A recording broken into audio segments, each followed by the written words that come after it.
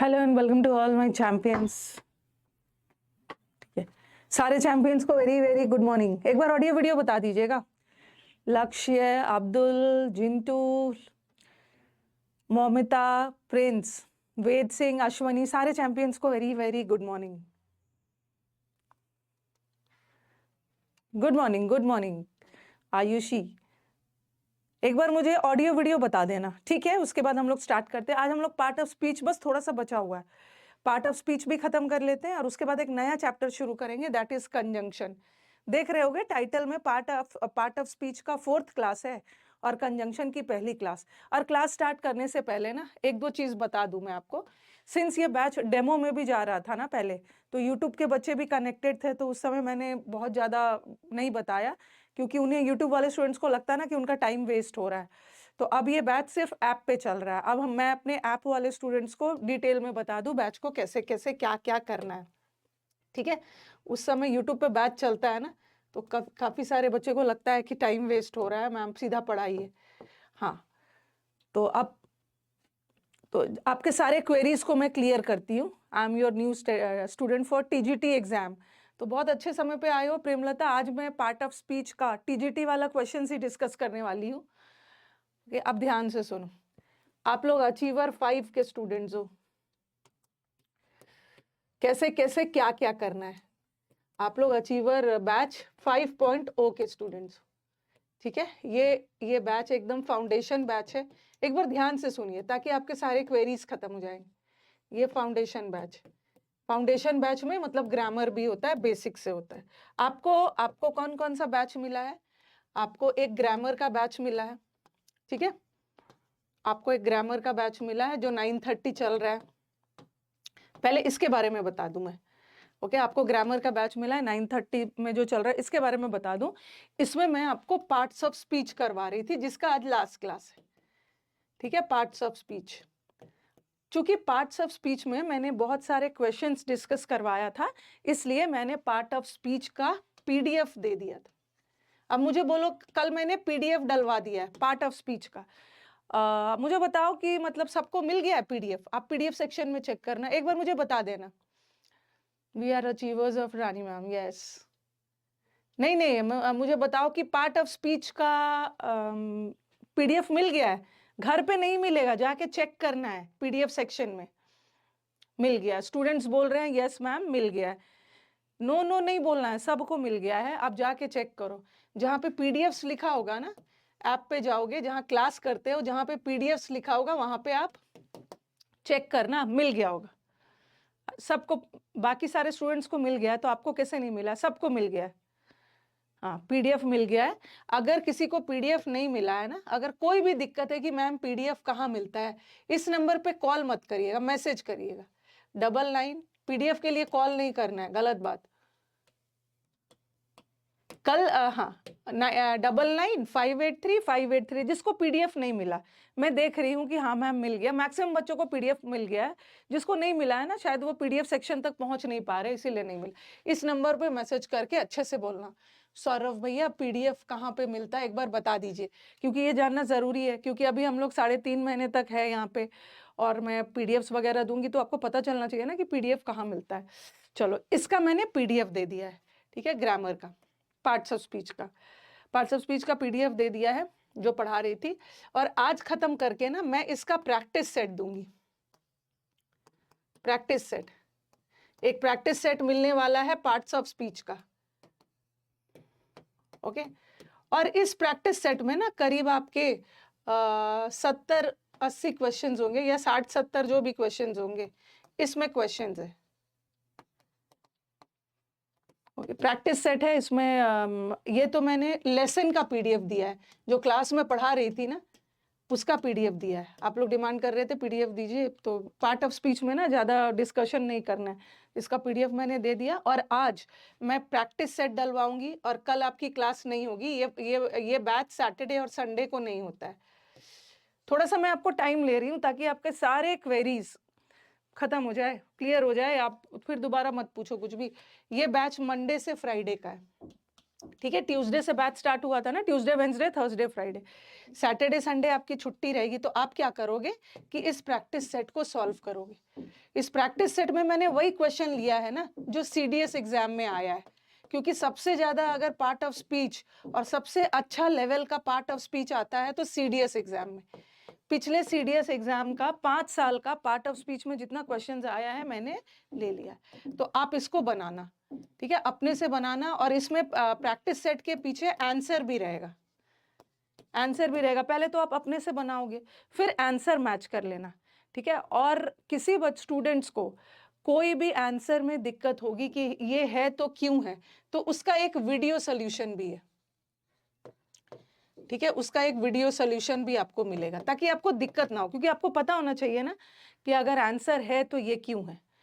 Okay, तो पहले आपको कल आज मैं अभी पढ़ा के आपको पार्ट ऑफ स्पीच का, एक तो पार्ट ऑफ स्पीच का आपको पीडीएफ चला गया है, जो लेसन वाला पीडीएफ है जो मैं पढ़ा रही हूँ, पार्ट ऑफ स्पीच का वो चला गया है। और दूसरा मैं आज आपको पढ़ाने के बाद प्रैक्टिस सेट दूंगी, उस प्रैक्टिस सेट में 70-80 क्वेश्चंस है। और काइंडली ना सबका प्रिंट आउट मत निकालिए, क्योंकि प्रिंट आउट निकालने चलोगे ना तो होगा क्या कि जितना अपने बैच खरीदने में खर्च नहीं किया उससे ज्यादा प्रिंट आउट में पैसे लग जाएंगे। मोबाइल पे लैपटॉप पे ना इसको सॉल्व कर लेना, सॉल्व कर लेना, और लास्ट में आंसर, पेज के लास्ट में आंसर दिया होगा, आंसर मैच कर लेना। अगर जिसका आंसर आपको, और सबका आंसर का वीडियो सोल्यूशन मत देखना, सबका वीडियो सोल्यूशन देखने चलोगे ना तो हो सकता है, मतलब हो सकता है कि आपका टाइम वेस्ट हो जाए। या तो आप उसी क्वेश्चन का सोल्यूशन देखना वीडियो जिसमें आपको दिक्कत है। वीडियो सोल्यूशन में ना मैंने डिस्कस करवाया है कि ये आंसर है तो क्यों है। अगर किसी स्टूडेंट को पूरा देखना है तो पूरा भी देख सकते हो, ठीक है, कि ये आंसर है तो क्यों है। पहले मुझे बताओ इतना दूर क्लियर है? क्लियर है, फिर आगे मैं बताऊं। हाँ विकास, एक मिनट आना। तो अभी तो मैं इनका पार्ट ऑफ स्पीच खत्म कर रही हूँ, तो आप पार्ट ऑफ स्पीच का एक्सरसाइज डाल देना और साथ में वीडियो सोल्यूशन, ठीक है, वो दोनों डाल देना। और हाँ ठीक है, इतना दूर क्लियर है। लेसन वाला डाल दिया उन्होंने, क्लियर है। आज ये प्रैक्टिस सेट डलेगा अपने से, सैटरडे संडे आपकी छुट्टी रहती है, तो इसको आराम से बनाइएगा। जिसमें दिक्कत है उसका सोल्यूशन देख लीजिएगा, क्योंकि आंसर तो ऐसा रहता है ना, आंसर 1 का आंसर ए, 2 का आंसर सी, तो ये भी तो पता होना चाहिए कि 1 का ए है कि सी है। और इसमें से ना मैंने मैक्सिमम क्वेश्चन इस प्रैक्टिस सेट के में से मैंने 50-60% क्वेश्चन ना वही उठाया है जो क्लास में मैंने डिस्कस किया है। ओके, क्लास में मैं कुछ क्वेश्चन डिस्कस कर रही थी ना, एडवर्ब पढ़ाने के बाद एडवर्ब, एडजेक्टिव पढ़ाने के बाद एडजेक्टिव, तो मैक्सिमम क्वेश्चन मैंने क्लास में डिस्कस कर दिया है। तो हो सकता है कि आपको वीडियो सोल्यूशन देखने की जरूरत ना पड़े, अगर पड़े भी तो वीडियो सोल्यूशन देख लेना। चलो ये हो गया, ये वाला बता दिया। अब देखो, मैंने पार्ट ऑफ स्पीच का तो आपका लेसन का पार्ट ऑफ स्पीच का जो स्लाइड्स है बोर्ड पे आ रहा है उसका तो मैंने आपको पीडीएफ दे दिया है, क्योंकि उसमें ज़्यादा एक्सप्लेनेशन नहीं था। लेकिन आगे से अब मैं आज आपका कंजंक्शन चैप्टर पढ़ाऊंगी, कंजंक्शन चैप्टर के बाद वर्ब पढ़ाऊंगी, टेंस पढ़ाऊंगी। इसका क्या करना है ना, इसका आपको अपने से नोट्स बनाना है, ठीक है। इसका नोट्स आपको क्लास में मैं धीरे धीरे जाऊंगी, आपको टाइम दूंगी। शुरू के 2-3 चैप्टर्स में मैं थोड़ा सा धीरे धीरे ही जाऊंगी ताकि आपको टाइम मिल जाए लिखने का। फिर 2-3 चैप्टर के बाद ना आपकी स्पीड और मेरी स्पीड एक साथ बन जाएगी, उसके बाद आपको दिक्कत नहीं होगी, ठीक है। तो इसका नोट्स बनाना इसलिए क्योंकि आप लोग ना मैं तो पीपीटी में पढ़ाती हूँ, पीडीएफ से नहीं पढ़ाती हूँ, पीपीटी में पढ़ाती हूँ। तो पीपीटी में क्या होता है ना कि एक चैप्टर का 100 स्लाइड्स है, 100 स्लाइड्स है, और आप पीपीटी का 100 स्लाइड्स निकालने चलोगे ना बर्बाद हो जाओगे, बहुत ज्यादा पैसा लग जाएगा। चलो ये पैसा का तो छोड़ ही दो, नो डाउट पैसा मैटर करता है, ये छोड़ दो। और दूसरी बात क्या होती है ना, जो पीपीटी में मैं स्लाइड्स लेके आती हूँ ना, वो नोट्स इनकम्प्लीट रहता है, उसमें मजा नहीं आता है। लेकिन समझाते वक्त मैं बहुत ज्यादा समझाती हूँ, जो कि पीपीटी में समझाने वाला लिखा नहीं रहता। पीपीटी में तो सिर्फ सेंटेंस वगैरह आता है, तो समझाते समय ना टीचर बहुत सारा एक्स्ट्रा चीज ऐड करते हैं। ओके, समझाते समय टीचर बहुत ज्यादा एक्स्ट्रा चीजें ऐड करते हैं जो कि आपको भी लिखना है, जो कि पीपीटी में पॉसिबल नहीं है। पीपीटी में सिर्फ सेंटेंसेस रहेगा। ओके, तो अभी तक मेरे को पढ़ाते पढ़ाते 14-15 साल हो गए और अभी तक मैं अपने ग्रामर का स्टूडेंट से खुद नोट्स बनवाती हूँ।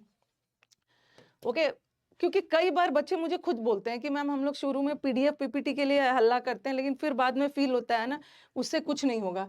जो आप ब्लैंक शीट लेके एक्सप्लेन कर करके लिखते हो ना, उसी से असली समझ में आता है। तो अब नोट्स बनाएंगे, ठीक है। यस लक्ष्य, अपने बनाए हुए नोट्स याद रहते हैं और अपने बनाए हुए नोट्स में आप बहुत सारा चीज लिख सकते हो। और आप ये सब पीपीटी और वो सब के चक्कर में रहोगे ना तो गड़बड़ हो जाएगा। तो अब आप अपना नोट्स बनाओगे, मैं थोड़ा सा धीरे धीरे जाऊंगी, आप खुद फील करोगे अरे 15 साल से पढ़ा रही हूँ, वो बच्चों ने जब नोट्स बनाया तो आपको भी नोट्स बनाना। चाहे हमारा जितना भी एडवांस हो गया है एजुकेशन, बट हमें ट्रेडिशनल मेथड तो फॉलो करना है, नोट्स तो बनाने ही, ठीक है। तो अभी मैं आपका पार्ट ऑफ स्पीच खत्म करूंगी और नया चैप्टर शुरू करूंगी, कंजंक्शन।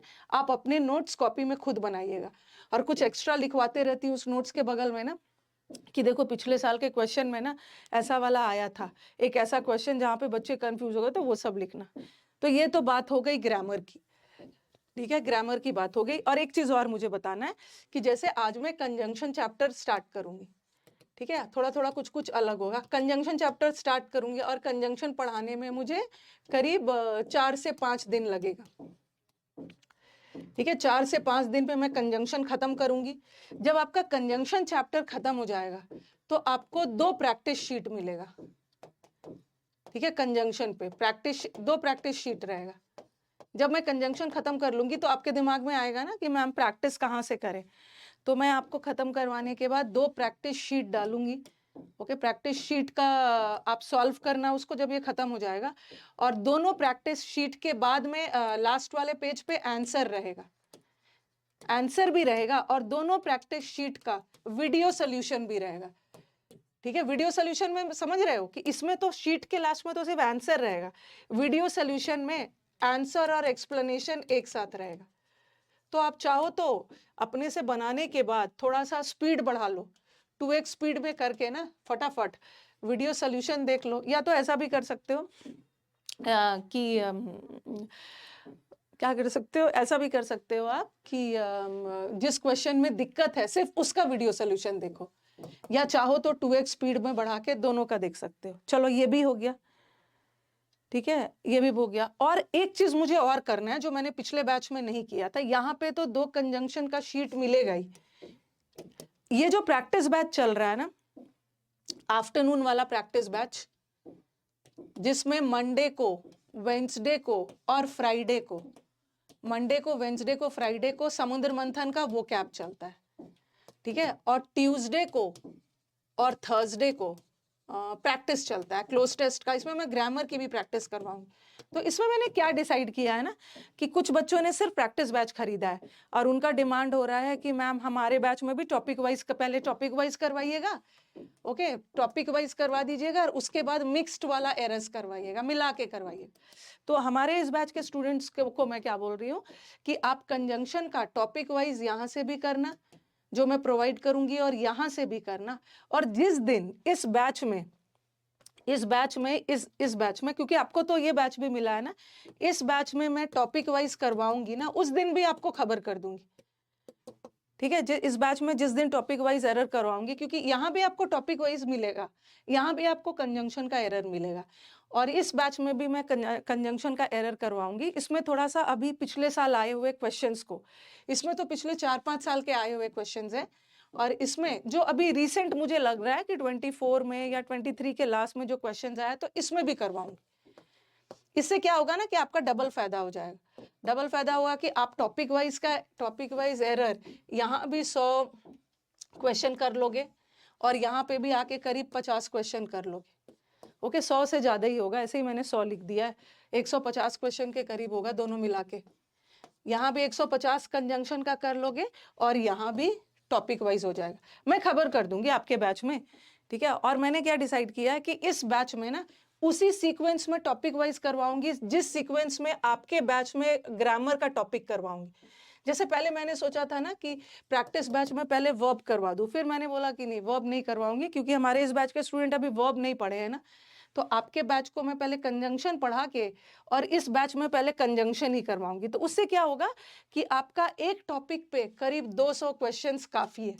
कभी भी एक एक टॉपिक पे 500 क्वेश्चंस मत करना, क्योंकि टॉपिक वाइज में बड़ा मजा आता है करने में। असली प्रॉब्लम होता है ना जब एरर मिक्स हो जाते हैं, ठीक है, एरर मिक्स हो जाते हैं, उसमें एग्जाम में तो मिक्स्ड वाले एरर आता है ना।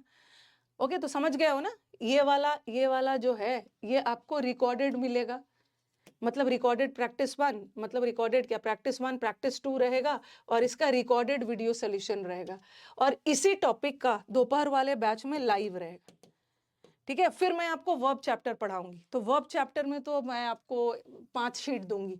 सपोज मैंने आपको वर्ब चैप्टर पढ़ाया, तो वर्ब चैप्टर में आपको 1 नहीं, 2 नहीं, 3 नहीं, 4-5 शीट मिलता है। 4-5 शीट दूंगी, आंसर भी रहेगा, वीडियो सोल्यूशन भी रहेगा। तो यहाँ वीडियो सोल्यूशन देख लेना। फिर दोपहर वाले बैच में जिस दिन वर्ब का नया क्वेश्चन टॉपिक वाइज करवाऊंगी उस दिन आपको बुला लूंगी। इससे क्या होगा, आपका मैक्सिमम क्वेश्चंस हो जाएगा, ठीक है। ये क्लियर हो गया, ग्रामर का क्लियर हो गया। ओके, क्योंकि बच्चे बोलते मैम हमारे बैच में तो आपने ऐसा नहीं किया था। अरे हर बैच को पहला वाला बैच से और खूबसूरत बनाना है ना। हो सकता है 2 साल बाद और कुछ अच्छा आ जाए, ठीक है। ये क्लियर हो गया कि आपका यहाँ भी हो जाएगा, यहाँ भी हो जाएगा, ठीक है। और जब जब ये हो गया ग्रामर का, और जब जब हमारा 4-5, पहले तो टॉपिक वाइज करवाऊंगी। जब आपका 4 टॉपिक्स खत्म हो जाएगा ना, उसके बाद, क्योंकि टॉपिक वाइज एरर में बच्चों के दिमाग में है कि यहाँ तो जो भी एरर है कंजंक्शन का है, वर्ब वाले टॉपिक में जो भी एरर है वर्ब का टॉपिक है। बट बच्चों का प्रॉब्लम क्या होता है, जब एरर्स मिक्स्ड आ जाता है, तो एक ही साथ मैं 12-14 टॉपिक्स को मिक्स कर दूंगी ना, तो बच्चों का कंफ्यूजन होगा। पहले मैं कंजंक्शन टॉपिक वाइज पढ़ाऊंगी, वर्ब पढ़ाऊंगी, टेंस पढ़ाऊंगी, सब्जेक्ट वर्ब पढ़ाऊंगी, अलग अलग पढ़ाना है, अलग अलग शीट देना। फिर क्या करना है ना, सबको मिक्स कर देना है, 4 टॉपिक्स को मिक्स। फिर 4 टॉपिक पढ़ाना है, फिर इन चारों टॉपिक के साथ ये 4 टॉपिक को 8 टॉपिक को मिक्स कर देना, ऐसा ऐसा चलेगा, ठीक है। हो गया ना, ग्रामर का तो कुछ नहीं पूछना है।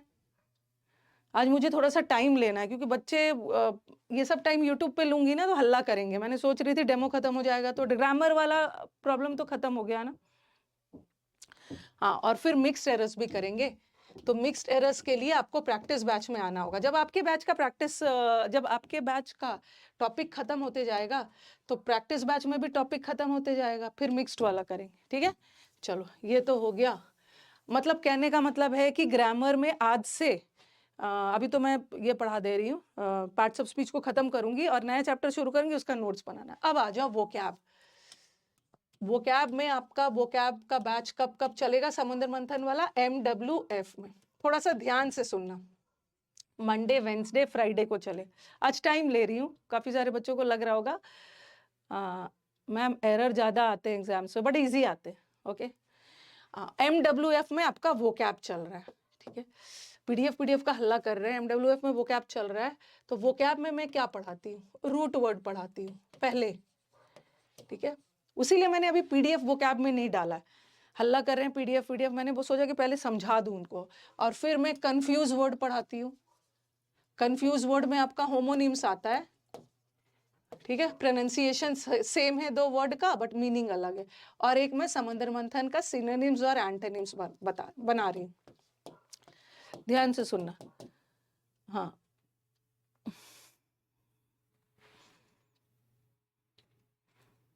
भर भर के प्रैक्टिस करना है। इसका आपको आज पीडीएफ डलवा दूंगी।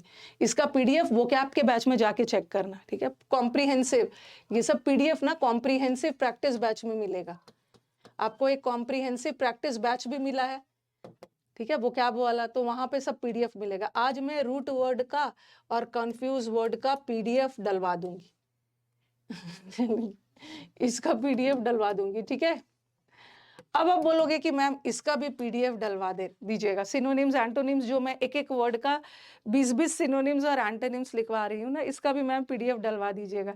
मैंने पिछले बैच में पीडीएफ डलवाया है, लेकिन इसका पीडीएफ मैं बता रही हूँ। बोल रहे कि मैम इसका तो आप डाल दे रहे हो, इसका क्यों नहीं डलवा रहे हो समुद्र मंथन वाला? क्योंकि ये जो समुद्र मंथन का जो सिनोनिम्स एंटोनिम्स वाला पार्ट है ना, इसको मैं नया बना रही हूँ।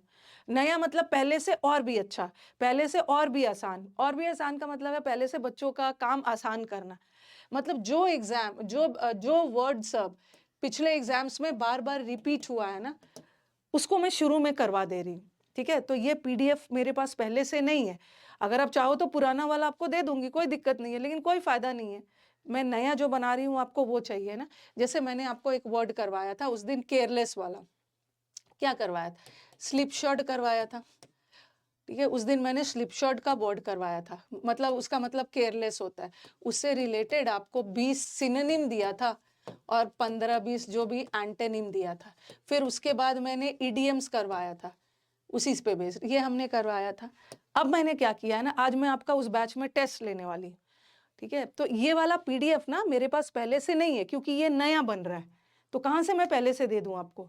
आज मैंने क्या डिसाइड किया है, क्योंकि इस बैच को और सुंदर बनाना है, कल मैं शाम में बैठ के ना पूरा प्रीवियस ईयर का खजाना खोला था मैंने, और देखा था कि प्रीवियस ईयर में इससे कैसे एरर आया है।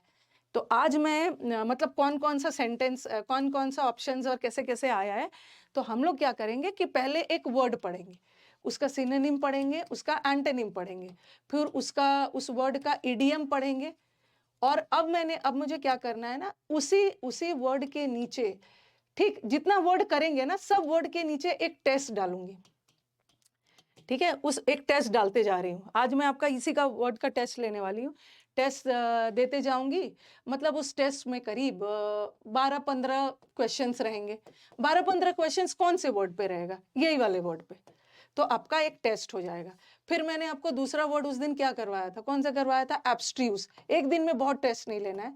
फिर मैं एब्स्ट्रूस का सिनोनिम्स और एंटोनिम्स करवाऊंगी, फिर इडियम्स करवाऊंगी, फिर एब्स्ट्रूस से रिलेटेड जो जो ऑप्शन में वर्ड है उसका टेस्ट। तो ये मैंने पहले वाले बैचेस में नहीं करवाया था ना। पहले वाले बैचेस में तो सिर्फ सिनोनिम्स एंटोनिम्स करवा रही थी, और फिर अब मैं इडियम्स जोड़ते जा रही हूँ, और सबके साथ एक एक टेस्ट जोड़ते जा रही हूँ। अब टेस्ट 20-20 का नहीं है, मतलब टेस्ट 50-50 क्वेश्चन का नहीं है। एक वर्ड से 50 का टेस्ट कैसे हो जाएगा? टेस्ट जोड़ते जा रही हूँ। तो इससे क्या हो रहा है ना कि ये वाला जो पीडीएफ है ना, ये नया बन रहा है। और आप लोग जो डिमांड कर रहे हो ना कि मैम हमें भी दे दीजिए पीडीएफ, हमें भी, मैं तो रूट वर्ड का दूंगी। सारा प्रैक्टिस सेट का पीडीएफ मिलेगा, रूट का मिलेगा, होमोनिम का मिलेगा, बट इसका अभी नहीं मिलेगा, क्योंकि अभी इसका पूरा बना ही नहीं है। ठीक है, आप लोग पीडीएफ डिमांड, अभी इसका पूरा बना ही नहीं है, क्योंकि ये इसमें तो मैं कुछ नया नया चीज जोड़ रही हूँ ना, टेस्ट जोड़ते जा रही हूँ, पहले नहीं था। ठीक है, तो मैं क्या कर सकती हूँ, देखो अब मैं क्या कर रही हूँ कि अभी तो बना नहीं है, तो मैं क्या करूंगी, एक एक पीडीएफ देते जाऊंगी आपको। ठीक है, एक एक पीडीएफ का मतलब समझ रहे हो, कि जैसे स्लिप शॉट वाला मैंने आपको पढ़ा दिया है, आज मैं टेस्ट ले लूंगी और इसका एक पीडीएफ दे दूंगी आपको। फिर मैं एब्स्ट्रूस करवाऊंगी। ठीक है, फिर एब्स्ट्रूस करवा दिया है, सिनोनिम्स एंटोनिम्स भी करवा दिया, इडियम्स भी करवा दिया, और इसका टेस्ट लेके जिस दिन टेस्ट हो जाएगा इसका पीडीएफ डलवा दूंगी। क्योंकि एक साथ कंपाइलेशन मत मांगना, एक साथ तो तभी मिलेगा ना जब बैच खत्म हो जाएगा। ओके, तब हमारी टीम सबको एक साथ कंपाइल कर लेगी। ये मेरे पास नहीं है, ऐसा थोड़ी है कि मैं जानबूझकर नहीं दे रही हूँ। ओके, ये समझ में आ गया है ना। टेस्ट में ऐसे टेस्ट क्लास में लूंगी, और इसका आज ही मैं आज समुद्र मंथन वाला बैच है ना, आज मैं पहला वर्ड का पीडीएफ डलवा दूंगी, फिर दूसरा वर्ड करवा के दूसरे का पीडीएफ डलवा दूंगी। ऐसे ऐसे पीडीएफ जाएगा, एक ही बार में नहीं मिल पाएगा, एक ही बार में आपको बैच के लास्ट में मिलेगा। तो समझ गया हो ना, तो अननेसेसरी पीडीएफ मत मांगना। पीडीएफ आपको बाकी सबका मिलेगा, बट सिनोनिम्स और एंटोनिम्स का ना एक साथ अभी नहीं मिलेगा, अभी एक एक करके मिलेगा, नहीं मांगना आप पीडीएफ। ओके, हाँ, तो चलो अब सब बता दिया। और सबसे लास्ट, मैंने टाइम लिया, मैं समझ सकती हूँ कुछ बच्चे इरिटेट हो रहे होंगे, लेकिन समझाना जरूरी था। अब कुछ बच्चे ये भी बोल रहे हैं कि मैम ये जो प्रैक्टिस बैच है, नए वाले बच्चे के बारे में बोल रही है, हमें बड़ी दिक्कत हो रही है प्रैक्टिस बैच में, जो आप क्लोज टेस्ट, PQRS और पैसेज करवा रहे हो ना, हमें तो कुछ समझ ही में नहीं आ रहा है, हमें तो दिक्कत हो रही है।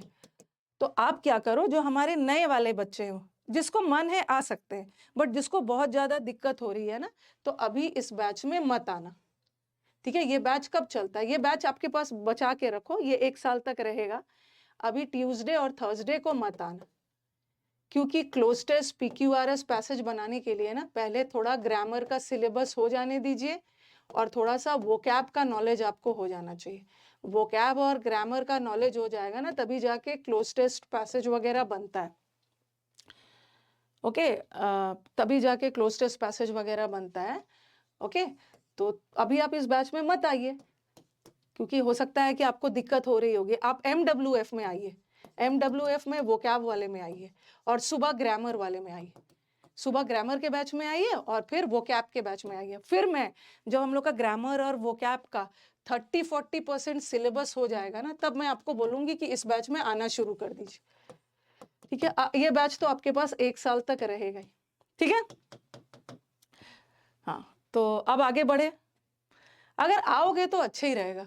अगर आओगे ना, अगर कुछ नहीं भी बनेगा तो दुखी मत होना, ये सोचना कि अरे हमारा तो अभी ग्रामर का सिलेबस हुआ नहीं है, वोकैब का सिलेबस हुआ नहीं है, तो हमारा तो इसमें दिक्कत होगा। लेकिन अगर आ जाते हो तो बहुत सारा चीज सीख के ही जाओगे। ठीक है, तो अब स्टार्ट किया जाए ना, तो अब नहीं पूछना कुछ भी, आओगे तो अब खुद फायदे में रहोगे। धीरे धीरे ना क्लोस्टर्स वगैरह का अप्रोच आपको समझ में आने लगेगा। तो अब मेरे से ना कोई भी कुछ भी चीज मत पूछना। कितना टाइम ले लगे, मैं थक गई, टाइम ले लेके आपको बता दिया है। अब आ जाओ। ये जब YouTube पे इतना बताती ना, हल्ला करने लगते सब, फिर मैंने सोचा कि पेड बैच जब वो खत्म हो जाएगा। हाँ, अब देखो, अभी मैं जो पढ़ाने वाली हूँ ना, पार्ट ऑफ स्पीच का बस थोड़ा सा बचा हुआ था, ये मैं इसको कंप्लीट करवा देती हूँ आपको। ओके, और आज का जो हैंड रेस का मतलब है ना, हैंड नीचे कर लो। हैंड रेस का मतलब है कि कुछ पूछना है तो आप पूछ सकते हो, वैसा ही वाला है, मत करना हैंड रेस।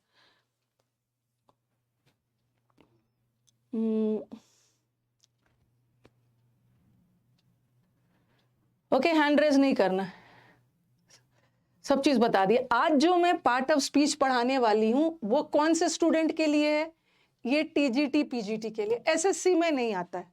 ठीक है, SSC में नहीं आता है, बट कोई ठिकाना नहीं है, इंग्लिश इंग्लिश है, कभी आगे जाके पूछ दिया। बट ये चीज सोली TGT PGT वाले स्टूडेंट्स के लिए, जो टीचर्स के एग्जाम की तैयारी करते, TGT PGT या जो स्टेट लेवल के एग्जाम की तैयारी करते। स्टेट भी अपना अपना एग्जाम कंडक्ट करता है, वहां पे इंग्लिश आता है, उसके लिए। ठीक है, तो चलो इसको भी कवर कर लेते हैं ताकि TGT PGT वाले का कंप्लेन ना रहे। कल मैंने आपको बताया था फ्रेज क्या होता है, क्लॉज क्या होता है और सेंटेंस क्या होता है। कल हमने इसको डिटेल में डिस्कस किया था। ठीक है, डिटेल में डिस्कस किया था। कल डिटेल में डिस्कस किया था। अब TGT एग्जाम्स में क्या होता है ना, TGT वाले एग्जाम्स में कभी कभी क्या पूछते हैं कि ये कौन सा फ्रेज का मतलब तो आपको पता चल गया, फ्रेज शब्दों का समूह है। तो पूछेंगे चलो ये फ्रेज है तो बताओ कि ये कौन सा फ्रेज है। ठीक है, फ्रेज क्या होता है? एक वर्ड का नहीं होता, फ्रेज क्या होता है? ग्रुप ऑफ वर्ड्स होते हैं। अब आपको एग्जाम में आ जाता है, मैंने TGT वाले क्वेश्चंस ही लेके आई हूँ, बताओ कि ये कौन सा फ्रेज है?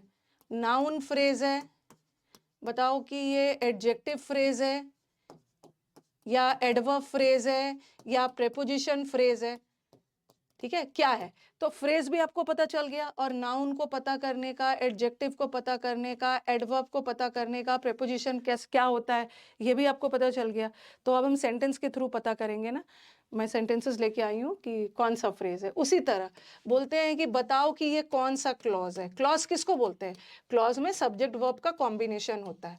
बताओ कि ये नाउन क्लॉज है, ठीक है, नाउन क्लॉज है कि एडजेक्टिव क्लॉज है कि एडवर्ब क्लॉज है।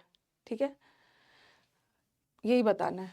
अब पहले तो मैं अपना वाला एग्जांपल्स देती हूँ, उसके बाद एग्जाम का करूँ। ध्यान से सुनना, ये बहुत मतलब डिफिकल्ट नहीं है, इसमें रॉन्ग हो जाता है स्टूडेंट्स का। अगर आपने पहले से नहीं पढ़ा है ना, तो इसमें मैक्सिमम 80% स्टूडेंट रॉन्ग करके आएंगे। सबसे पहले मुझे बताओ कि इस सेंटेंस में कौन सा फ्रेज है? कौन सा फ्रेज है?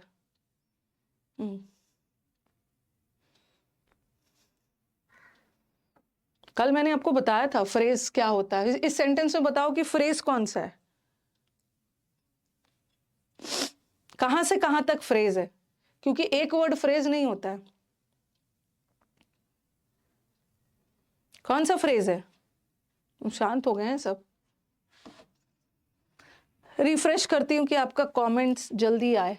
फ्रेज बताओ कौन सा फ्रेज है, वो नहीं पूछ रही, कौन सा वर्ड फ्रेज है, किसको फ्रेज मान रहे हो? एक मिनट, रिफ्रेश करती हूँ।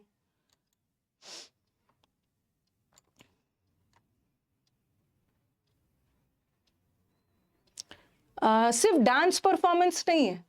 देखो, ये तो सब्जेक्ट है और ये वर्ब है, ये पूरा फ्रेज है। ये पूरा phrase a variety of dance performance phrase है। ही गेव तो क्लॉज है, यहाँ पे तो सब्जेक्ट है और वर्ब है, और सब्जेक्ट वर्ब मिलके फ्रेज थोड़ी बनाता है, सब्जेक्ट वर्ब मिलके तो क्लॉज बनाता है। फ्रेज ये है, फ्रेज शब्दों का समूह है जिसके पास सब्जेक्ट वर्ब नहीं है। और नीचे वाले सेंटेंस में a book on grammar, he wrote, the author wrote a book on grammar, और नीचे वाला शी वॉक्स क्वाइट स्लोली, और the movie was not too terrible. ये सारे फ्रेज ओके। उसने क्या दिया, वैरायटी ऑफ परफॉर्मेंस। हाँ, अब मुझे बताओ कि ये सब फ्रेज है, अब ये कौन सा फ्रेज है? ये सब फ्रेज है, ये भी फ्रेज है। आप मुझे बताओगे सेंटेंस देख के कि ये कौन सा फ्रेज है। सिर्फ एक फ्रेज, सिर्फ एक वर्ड को ध्यान नहीं दिया जाता है, फ्रेज में देखा जाता है ना कि ये पूरा वर्ड किसकी विशेषता बता रहा है, क्या बता रहा है, सारा फ्रेज है। अब बताओ कि ये कौन सा फ्रेज है, तो सारे फ्रेज। ऊपर वाला कौन सा फ्रेज है? He gave a variety of dance performance.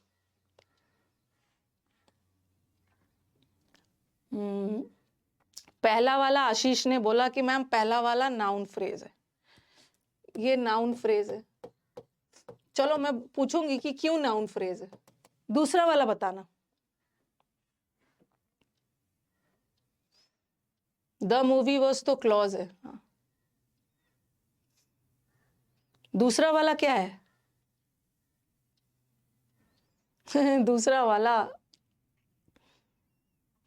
या दूसरा वाला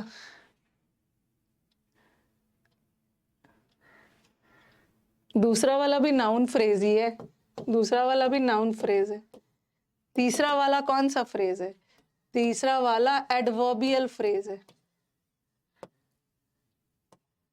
और चौथा वाला एडजेक्टिव फ्रेज था, एडजेक्टिव फ्रेज है। अब देखते हैं कैसे पता चला, क्योंकि आप लोग क्या करोगे ना एग्जाम में, क्या होता है देखो, पहला वाला सेंटेंस में तो कोई दिक्कत नहीं है। पहला वाला सेंटेंस में ना ये क्या है, वैरायटी भी नाउन है, ध्यान से देखना, वैरायटी अ लगा है, ये भी नाउन है। डांस परफॉर्मेंस भी नाउन ही है। ये जो वर्ड है ना, वैसे देखना नहीं है, अलग अलग वर्ड को तो देखना ही नहीं है, ये तो मैं ऐसे ही आपको बता दे रही हूँ। यहाँ तो कोई एडजेक्टिव वगैरह है ही नहीं, सिर्फ नाउन है, सिर्फ नाउन है, तो ये नाउन फ्रेज है, नाउन फ्रेज है। और दूसरा ऐसे नहीं देखा जाता है, ऐसे नहीं देखा जाता, ऐसे देखा जाता है। ही गेव, क्या का जवाब आ रहा है? उसने, उसने क्या दिया, उसने क्या दिया? उसने डांस परफॉर्मेंस दिया। क्या का जवाब आ रहा है? क्या का जवाब आ रहा है मतलब व्हाट का जवाब आ रहा है। और जब भी हम व्हाट का जवाब आता है ना, तो वो नाउन है। और चूंकि व्हाट का जवाब आता है तो नाउन है, और चूंकि बहुत सारे वर्ड से बना है ना, तो हम इसको वर्ड ना बोल के फ्रेज बोलेंगे, फ्रेज बोलेंगे, फ्रेज है। अब दूसरा, दूसरा भी देखो, ये फ्रेज है, अ बुक ऑन ग्रामर। उसने, उसने, अब कुछ बच्चों को ये दिमाग में आएगा कि मैम ये तो रोट की विशेषता बता रहा है, तो हम इसको एडवर्ब फ्रेज नहीं बोलेंगे। नहीं, क्या जवाब आ रहा? ऑथर ने, सिर्फ इसको देखो, ऑथर ने लिखा, क्या लिखा, क्या का जवाब आ रहा? ऑथर ने लिखा बुक ऑन ग्रामर। तो इसको एडवर्ब सॉरी प्रेपोजिशन फ्रेज मत मानना, अकेला ये प्रेपोजिशन है, अकेला ये प्रेपोजिशन है, अकेला ये नाउन है, अकेला ये नाउन है। हम इसको अकेला अकेला नहीं देखेंगे, क्योंकि हमें ना फ्रेज की विशेषता बतानी कि कौन सा फ्रेज है। ऑथर ने क्या लिखा, what did the author right, what का जवाब आ रहा है, तो ये भी क्या है, नाउन फ्रेज, नाउन फ्रेज। अब देखो, शी वॉक्स क्वाइट स्लोली, इसमें तो आपको दिक्कत नहीं होना चाहिए। ये स्लोली क्या है? स्लोली एडवर्ब है, स्लोली एडवर्ब है। कैसे पता चला कि ये एडवर्ब है? ये किसकी विशेषता बता रहा? वॉक्स की। शी स्लोली नहीं है, शी स्लोली वॉक करती है। और स्लोली में भी कितना स्लोली, बहुत स्लोली, तो ये भी तो इंटेंसिफायर है, और इंटेंसिफायर भी तो एडवर्ब ही होता है। तो हमने कल पढ़ा था ना कि एक एडवर्ब दूसरे एडवर्ब की भी विशेषता बताता है, तो हमें अलग अलग नहीं देखना है, ये दोनों मिला के ये एक फ्रेज है, और वॉक की विशेषता बता रहा है ना, वॉक वर्ब है, वर्ब की विशेषता बता रहा है, इसलिए ये एडवर्ब है, एडवर्बियल फ्रेज है, एडवर्बियल फ्रेज है। नेक्स्ट वाला देखो, the movie was not too terrible.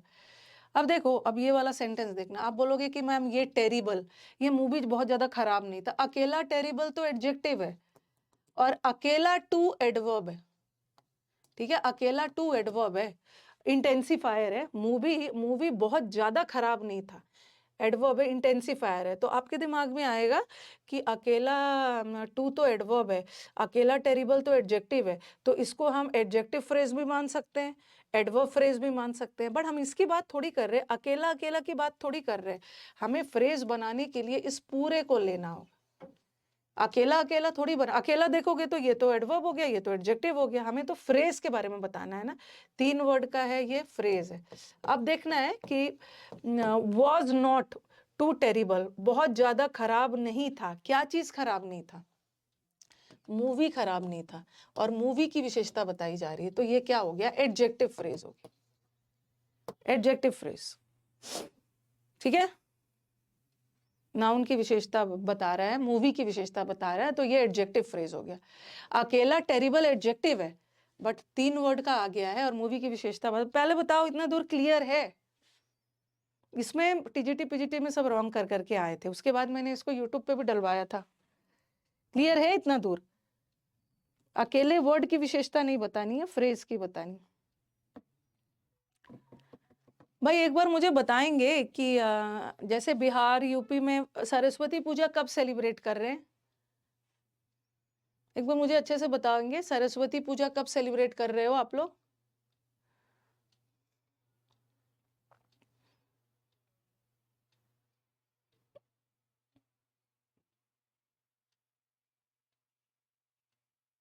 SSC वाले भी लिखेंगे, लग रहा है एसएससी वाले 2 फरवरी को ना, मैक्सिमम बच्चे 2 को। बिहार में कहाँ हो रहा है? बिहार में कब हो रहा है?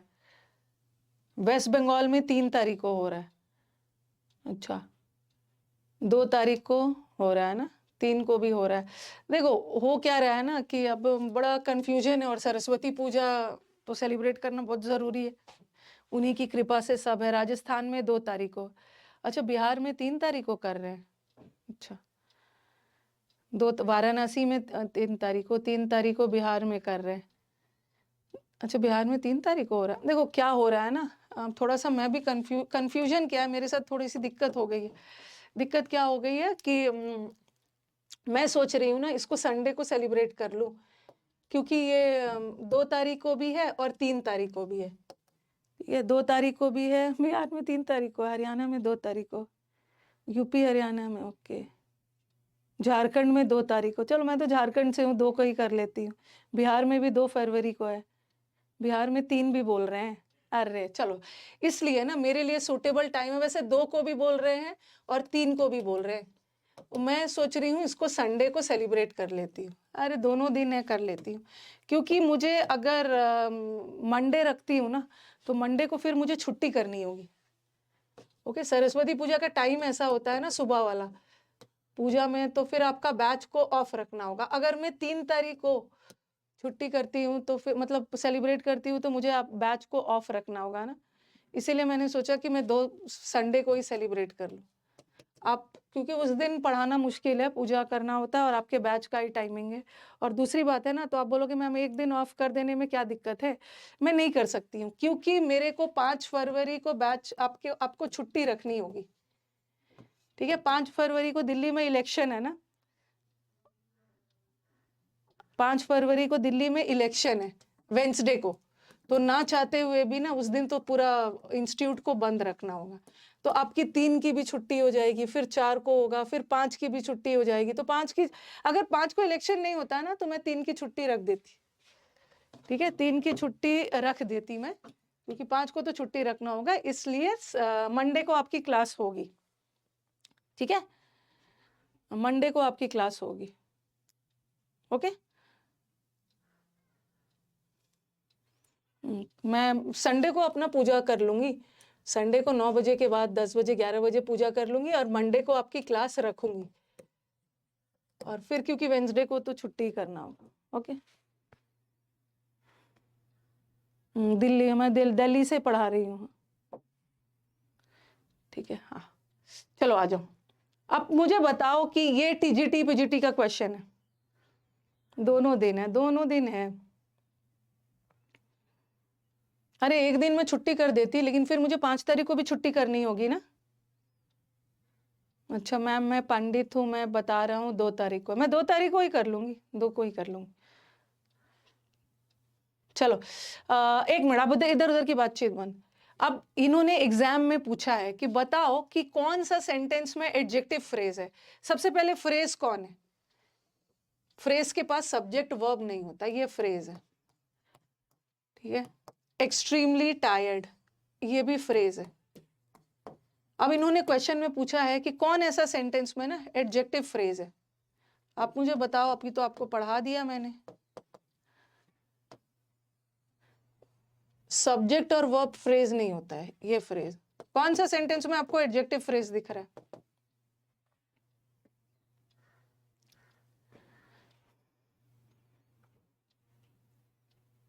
हाँ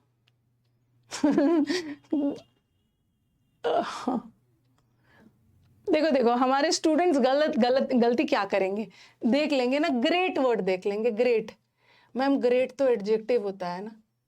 ओके, और स्पीड नाउन है, स्पीड नाउन है, और नाउन की विशेषता बताने वाले वर्ड्स तो एडजेक्टिव होते हैं। इसका मतलब यही वाला सेंटेंस, यही वाला है। अगर अगर ये एडजेक्टिव फ्रेज हो सकता है तो इसमें तो नाउन भी लगा है, तो नाउन फ्रेज भी हो सकता है।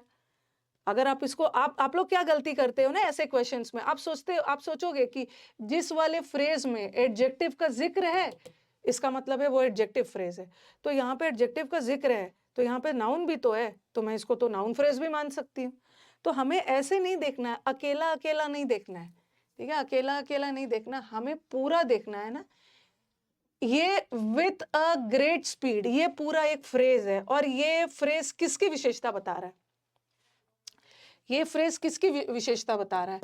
राम, राम ग्रेट स्पीड में नहीं है, तेज वेग में, ग्रेट स्पीड में राम नहीं है, राम ग्रेट स्पीड में दौड़ा, रैन किया, ये वर्ब की विशेषता बता रहा है, रैन की।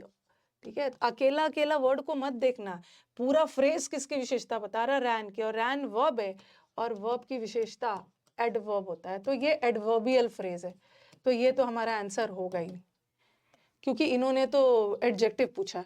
अब नीचे वाला देखो, नीचे वाला देखो, कल मैंने क्या बताया था, ये जो कीज है ये टेबल के नीचे था, और ये प्लेस बता रहा है, और प्लेस बताने वाले वर्ड या तो एडवर्बियल फ्रेज होगा या तो प्रेपोजिशन होगा। जो वर्ड प्लेस बताता है या तो वो प्रेपोजिशन होता है या तो सॉरी हाँ, या तो प्रेपोजिशन होता है या तो एडवर्ब होता है, लेकिन यहाँ तो एडजेक्टिव फ्रेज के बारे में पूछा है, तो ये भी तो हमारा आंसर है नहीं। अब मुझे बताओ कि ये कौन सा फ्रेज है, ये कौन सा फ्रेज है? ये कीज की विशेषता बता रहा है ना, तो एडवर्ब की फ्रेज नहीं है ना। चाबी, चाबी टेबल के नीचे, तो चाबी की चाबी के लिए यूज हुआ है, तो ये प्रेपोजिशनल फ्रेज है। जगह बता रहा है, और जगह बताने वाले वर्ड या तो प्रेपोजिशन होते हैं या तो एडवर्ब होते हैं। अब नीचे वाला देखो, नीचे वाला तो इजी है। आई लाइक, मेरे को पसंद है, वॉट, इस तरह के ड्रेस पसंद है, यहाँ तो पूरा नाउन से भरा है, तो ये नाउन फ्रेज है। पहले तो देख लेना है कि बाकी का तीनों आंसर क्यों नहीं। अब ये नाउन फ्रेज हो गया, ये प्रेपोजिशन फ्रेज हो गया, और ये एडवर्ब फ्रेज हो गया। अब बचा क्या? ये the dog was extremely tired. ठीक है, the dog was extremely tired. Dog कैसा था? डॉग की विशेषता बताई जा रही है कि डॉग कैसा था, डॉग बहुत थका हुआ था। इसमें यही एक ऐसा सेंटेंस है ना जिसमें एडजेक्टिव फ्रेज है, डॉग्स की विशेषता बता रही है, एडजेक्टिव फ्रेज। अब आपके दिमाग में एक और क्वेश्चन आ सकता है, ठीक है, अब आपके दिमाग में एक और क्वेश्चन आ सकता है कि मैम दैट यहाँ I like this types of dresses, ये वाला हो गया कि मैम ये टायर्ड, टायर्ड मतलब थका हुआ है, टायर्ड तो एडजेक्टिव है, और टायर्ड में भी कितना टायर्ड है, बहुत ज्यादा, ये एडवर्ब है। तो अकेला एक्सट्रीमली एडवर्ब है, अकेला टायर्ड एडजेक्टिव है। ठीक है, लेकिन हमें अलग अलग की थोड़ी बतानी, हमें तो ये दोनों की बतानी। हमें हमें फ्रेज बताना है कौन सा, अकेला वर्ड नहीं। और ये फ्रॉग डॉग की विशेषता बता रहा है कि डॉग कैसा था, डॉग कैसा था, डॉग टायर्ड था, कैसा बता रहा है। तो ये आपका एडजेक्टिव फ्रेज हो गया। यहाँ पे ना, यहाँ पे आई लाइक, आप बोलोगे मुझे पसंद है, मुझे पसंद है दी क्या, ऐसे टाइप ऑफ ड्रेसेस। तो यहाँ कुछ विशेषता बता रहा नहीं बता रहा, ये नाउन फ्रेज हो गया। ठीक है, नेक्स्ट वाला। ये क्वेश्चन बड़ा परेशान करने वाला है ये क्वेश्चन बहुत परेशान करने वाला है। डैट बार्किंग डॉग्स, ये कहना कि भौंकने वाले डॉग्स कभी काटते नहीं है, ये पूरी तरह से सच नहीं है। बताओ कि इसमें कौन सा फ्रेज है।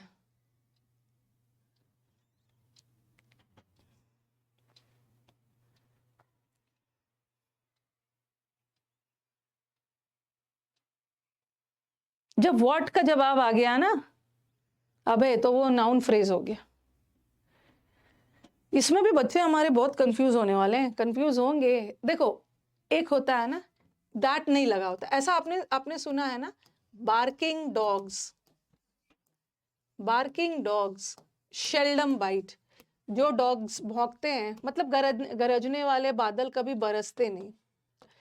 ये ना पूरा एक सेंटेंस है, ठीक है, ये एक पूरा एक वाक्य है, ठीक है, इसको हम कहावत बोलते हैं, एक प्रोवर्ब है, ये एक कहावत है। और इसमें ठीक है, इसमें हमारा डॉग्स हमारे वाक्य का सब्जेक्ट है, ओके, और बाइट हमारे वर्ड का वर्ब है। इसमें सब्जेक्ट और वर्ब आया, ये एक पूरा वाक्य है। थोड़ा ध्यान से इसको देखना आप लोग। बार्किंग डॉग, ये क्वेश्चन में सबने रॉन्ग ही किया था। भौंकने वाले कुत्ते कभी काटते नहीं है, तो ये एक कहावत है, ठीक है, और ये पूरा एक सेंटेंस है। सेंटेंस है मतलब इसमें सब्जेक्ट भी है और इसमें वर्ब भी है। ओके, डॉग सब्जेक्ट है और डॉग्स के लिए बाइट लगा, और ये शेल्डम क्या है, बाइट की विशेषता बता रहा है, तो ये एडवर्ब है।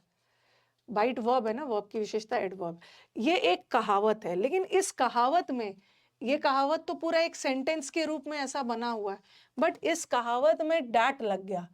डैट का मतलब कि ऐसा कहना कि बार्किंग डॉग्स कभी काटते नहीं है, ये पूरी तरह से सच नहीं है। अब मुझे बताओ, ठीक है, अब मुझे आप बताओ कि इसको आप यहां से यहां तक को सेंटेंस मान सकते हो? क्योंकि आपके दिमाग में आएगा कि मैम, मैम ये वाला सेंटेंस तो सब्जेक्ट है, ठीक है, और ये तो वर्ब है। आप इस सेंटेंस को देख के आपके दिमाग में क्या क्या क्वेश्चन आएगा? ऐसा कहना कि भौंकने वाले कुत्ते कभी काटते नहीं है पूरी तरह से सच नहीं है। तो आपको लगेगा कि मैम यहाँ तो सब्जेक्ट और वर्ब है, और सब्जेक्ट वर्ब मिलके तो क्लॉज बनाता है। तो ऑप्शन में तो क्लॉज आना चाहिए ना, noun clause, adjective clause, but इन्होंने ऑप्शन में फ्रेज क्यों डाला है? हम क्लॉज तब मानते हैं ना जब ऐसा रहता, डैट से शुरू नहीं होता, ऐसा रहता, बार्किंग डॉग्स शेल्डम बाइट, तो ये तो यहाँ पे ये सब्जेक्ट आ गया और ये वर्ब आ गया। लेकिन यहाँ पे आगे देखो, यहाँ पे ये वर्ब यहाँ पे है, और यहाँ पे एक वॉर वर्ब है, यहाँ पे एक वॉर वर्ब है, और यहाँ भी एक वर्ब ही लगा है। तो आपको लगेगा कि मतलब कैसे, क्या माने, असली वर्ब कौन सा है? असली verb none of this answer नहीं है, इसमें तो आंसर है नहीं है। अब देखो, बार्किंग, यहाँ पर अगर डैट नहीं लगा रहता, भौंकने वाले कुत्ते कभी काटते नहीं है, तो वो तो एक पूरा वाक्य हो जाता, पूरा वो वहां से लेकर वहां तक वाक्य था। लेकिन यहां से लेकर यहां तक को हम पूरा वाक्य नहीं मान सकते हैं, ये सेंटेंस नहीं है, हमारा सेंटेंस यहाँ खत्म हो रहा है, और ये वाला जो है ना, ये असली वर्ब है, ठीक है, ये वाला हमारा असली वर्ब है। ये सेंटेंस यहाँ से यहाँ तक में नहीं खत्म हो रहा, ये सेंटेंस को इन्वर्टेड कॉमर्स में एक शीर्षक बना कर रखा है। ऐसा कहना कि भौंकने वाले कुत्ते कभी काटते नहीं हैं, यह पूरी तरह से सही नहीं है। आप देख रहे हो, ये पूरे को इन्वर्टेड कॉमर्स में रखा। इन्वर्टेड कॉमर्स में मतलब एक टाइटल बना के रखा हुआ, ये पूरा सेंटेंस का भाग नहीं है। हमारा सेंटेंस का भाग है पूरा यहाँ से लेकर यहाँ तक, तो ये हमारा वर्ब है। और वर्ब को क्या चाहिए? वर्ब हमारा ये वर्ब नहीं है, ये ना एक शीर्षक के अंदर है, ऐसा है। अगर अगर ऐसा वाला में रहता ना, बार्किंग डॉग्स शेल्डम बाइट, तब हम इस पूरे वाक्य में इसको वर्ब मानते, और इसमें कोई ऐसा इन्वर्टेड कॉमर्स नहीं है। ओके, इन्वर्टेड कॉमास में ऐसा नहीं है। तो असली वर्ब ये है, और वर्ब को क्या चाहिए? वर्ब को चाहिए सब्जेक्ट, ठीक है, ये वाला वर्ब है और वर्ब को चाहिए सब्जेक्ट, मतलब ये पूरा वाक्य का सब्जेक्ट है। और किसी भी वर्ड को सब्जेक्ट होने के लिए क्या होना है? नाउन या प्रोनाउन। तो ये जो फ्रेज है इसको पूरा फ्रेज मानना, ठीक है, क्योंकि आगे जाके वर्ब लगा हुआ है, इसको फ्रेज मानना। तो कौन सा फ्रेज है? ये नाउन फ्रेज। इस क्वेश्चन में गलती कर सकते हो। हाँ, ये क्वेश्चन नाउन फ्रेज है, इसमें सब रॉन्ग करके आए थे। क्या? What is not true? क्या चीज सही नहीं है? भौंकने वाले डॉग्स कभी काटते नहीं है, ये बात से व्हाट का जवाब आ रहा है ना, नाउन। नाउन फ्रेज रॉन्ग कर दोगे, पता नहीं क्या क्या कर दोगे, कुछ कुछ एडवर्ब एडजेक्टिव और वो सब कर दोगे। Noun phrase. तो this was a beautiful question. Subject को चाहिए, वर्ब है ना हमारा, ये वर्ब नहीं है क्योंकि ये इन्वर्टेड कॉमर्स के अंदर है, ये असली वर्ब है। और वर्ब को चाहिए सब्जेक्ट, सब्जेक्ट होने के लिए noun pronoun, noun phrase. Okay, next वाला ये क्वेश्चन बहुत बच्चे रॉन्ग कर सकते थे। बार्किंग डॉग शेल्डम बाइट, ये रॉन्ग कर सकते थे। नेक्स्ट वाला आ जाओ। I was walking over the bridge, मैं ब्रिज के ओवर वॉक कर रहा था। प्लेस बता रहा है, और प्लेस बताने वाले वर्ड या तो एडवर्ब होते हैं या तो प्रेपोजिशनल फ्रेज होगा। नाउन फ्रेज तो होगा नहीं, वर्ब फ्रेज तो होगा नहीं। अच्छा, ये तो आसान है, या तो एडवर्ब फ्रेज है या तो ये प्रेपोजिशन फ्रेज है। तो चलो मुझे बताओ, प्रेपोजिशन तो है नहीं यहाँ पे, तो एडवर्ब ही बचा ना। जगह बताने वाले वर्ड या तो एडवर्ब होते हैं या तो प्रेपोजिशन होते हैं, लेकिन प्रेपोजिशन तो हमारे ऑप्शन में है नहीं। सपोज हमारे ऑप्शन में प्रेपोजिशन भी होता, तब क्या करते आप? अगर जगह बताने वाले वर्ड प्रेपोजिशनल फ्रेज भी हो सकता था, लेकिन हमारे पास ऑप्शन में प्रेपोजिशनल फ्रेज नहीं है, तो हम एडवर्बियल फ्रेज भी लगाएंगे। सपोज अगर एडवर्बियल प्रेपोजिशनल फ्रेज होता ना, फिर भी हम यही लगाते, क्योंकि ये ओवर द ब्रिज किसकी विशेषता बता रहा है? मैं ओवर द ब्रिज नहीं था, मैं ओवर द ब्रिज वॉक कर रहा था। वॉज वॉकिंग वर्ब है, और वर्ब की विशेषता एडवर्ब बताता है, एडवर्बियल फ्रेज, एडवर्ब फ्रेज या adverbial phrase. Next, it is raining cats and dogs, मुझे लग रहा है इसी में टाइम ना निकल जाए। It is raining cats and dogs, ये एक फ्रेज है जिसका मतलब होता है मूसलाधार बारिश होना। क्या है, कौन सा फ्रेज है?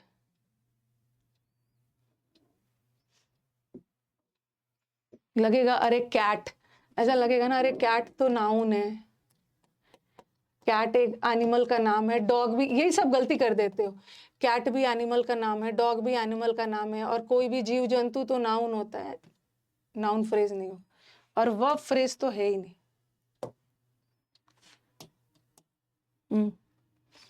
देखो देखो, सबसे पहले ये कैट्स एंड डॉग्स का मतलब ये नहीं है कि ऊपर से डॉगी और कैट गिर रहा है। कैट्स एंड डॉग्स का मतलब होता है ना मूसलाधार बारिश। It was raining heavily, heavily मतलब बहुत तेज बारिश हो रही थी। तो ये कैट्स एंड डॉग्स किसकी विशेषता बता रहा है? ये कैट्स एंड डॉग्स विशेषता बता रहा है रेनिंग की। रेनिंग ये ऑक्सिलरी वर्ब है, ये और ये मेन वर्ब है, वर्ब की। और वर्ब की विशेषता बताने वाले वर्ड्स एडवर्ब होते हैं, एडवर्बियल फ्रेज। एडवर्ब फ्रेज है, मूसलाधार बारिश हो रही थी। हाँ, ये तो आपने इडियम्स और फ्रेजेस में पढ़ा होगा ना, कैट्स एंड डॉग्स। जैसे जैसे लिखा मतलब मूसलाधार बारिश की बता रहा है, वर्ब है, वर्ब की विशेषता एडवर्ब। जैसे आपने पढ़ा होगा, ही फॉट टूथ एंड नेल, या ही केम बैग एंड बैगेज। ये देखो, ये सब मुहावरे हैं, सब इडियम्स और फ्रेजेस में आपने पढ़ा होगा, ये सारे फ्रेजेस है। बैग एंड बैगेज के साथ आना मतलब पूरी तरह से बोरिया बिस्तर के साथ आ जाना। आप कहीं पे बैग और बैगेज के साथ जा रहे हो, मतलब पूरी तरह से कंप्लीटली शिफ्ट हो रहे हो। उसने एड़ी चोटी लगा दी, he fought tooth and nail का मतलब है उसने बहुत बहादुरी पूर्वक फाइट किया। तो आप बोलोगे कि मैम बैग और बैगेज तो नाउन होता है, बट ये नाउन नहीं है, ये किसकी विशेषता बता रहा है? ये किसकी विशेषता बता रहा है? उसने वो कैसा नहीं है, वो कैसे लड़ा। फाइट का पास्ट टेंस फॉट है, फॉट वर्ब है और वर्ब की विशेषता क्या हो गया, ये एडवर्ब, ये एडवर्बियल फ्रेज है, मतलब उसने बहुत बहादुरी पूर्वक लड़ा। उसी तरह वो कैसे आया, बोरिया बिस्तर के साथ, ही बोरिया बिस्तर नहीं है, बोरिया बिस्तर के साथ शिफ्ट हो गया, तो वर्ब की विशेषता बता रहा है। तो ये वाला भी कौन सा फ्रेज है, एडवर्बियल फ्रेज, एडवर्बियल फ्रेज, ठीक है। रेनिंग मेन वर्ब है, हाँ।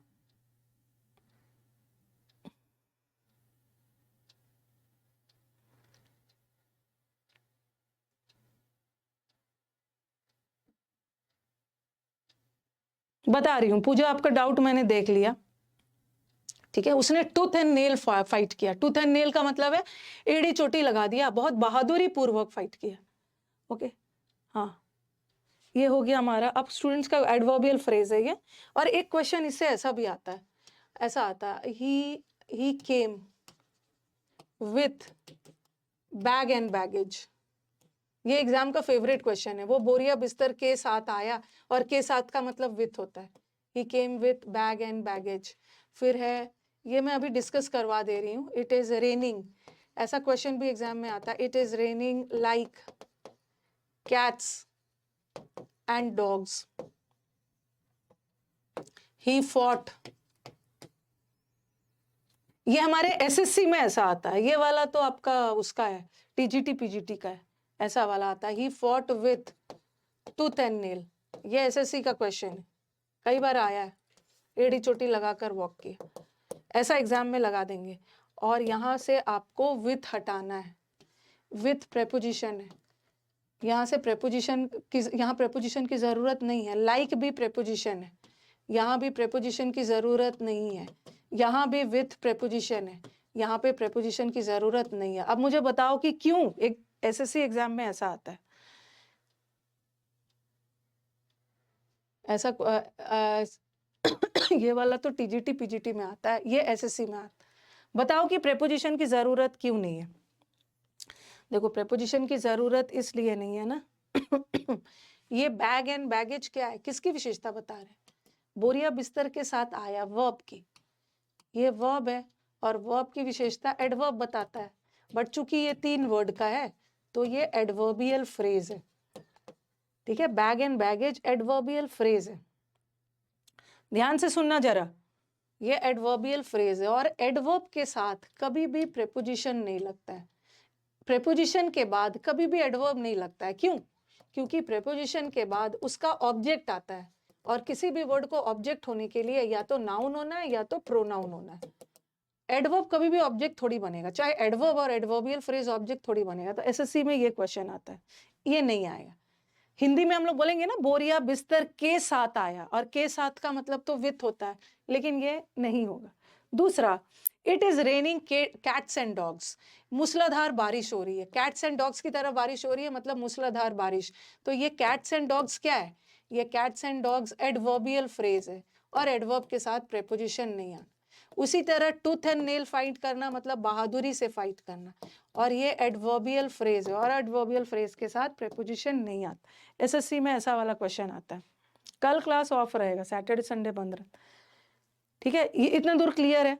अब स्टूडेंट बोलेंगे, अब स्टूडेंट बोलेंगे कि ma'am he came with a bag, यहां तो आपने विथ लगाया, और he came with bag and baggage,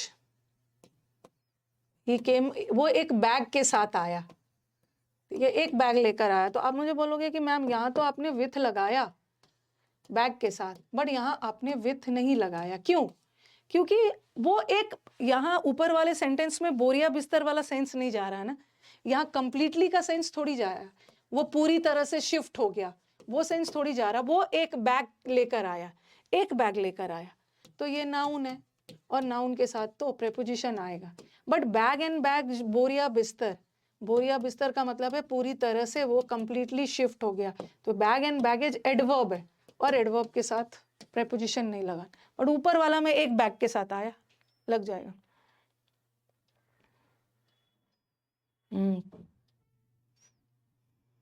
okay, तो यहाँ पर मूसलाधार बारिश होना है। हाँ, अब एक स्टूडेंट बोल रहे हैं कि मैम जैसे मैंने लिखा ही was walking over the bridge,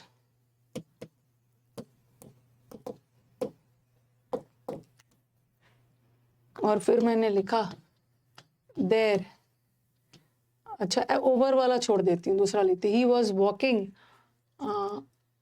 on the table, ऐसे टेबल के ऊपर चढ़ना नहीं चाहिए, ठीक है, he was walking on the table, या देर इज अ बुक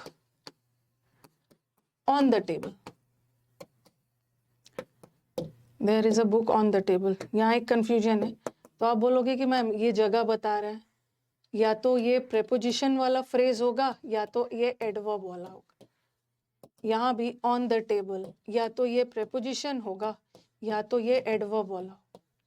तो कैसे पता करेंगे क्या होगा? यहाँ पे ना ऑन द टेबल ही नहीं है, ऑन द टेबल वॉक कर रहा है और वॉकिंग वर्ब है, और वर्ब की विशेषता एडवर्ब बताता है, तो यहाँ एडवर्बियल फ्रेज है। बट यहाँ पे कोई क्रिया थोड़ी हो रही है, यहाँ पे ऑन द टेबल क्या है? ऑन द टेबल बुक है, तो ये नाउन के लिए यूज हो रहा है ना, तो ये एडवर्ब नहीं है, प्रेपोजिशन, प्रेपोजिशन है।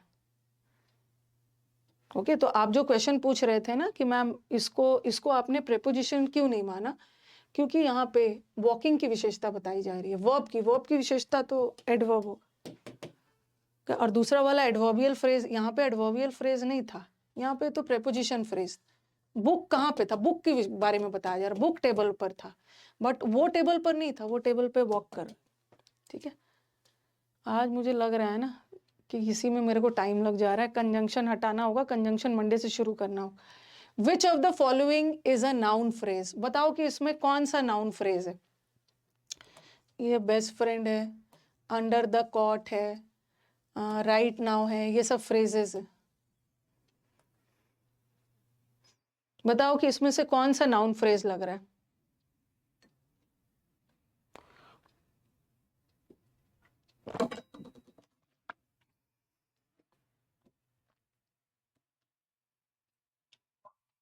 इसी में मेरे को ज्यादा टाइम लग गया है, मुझे लग रहा है कंजंक्शन अब मंडे से ही स्टार्ट होगा।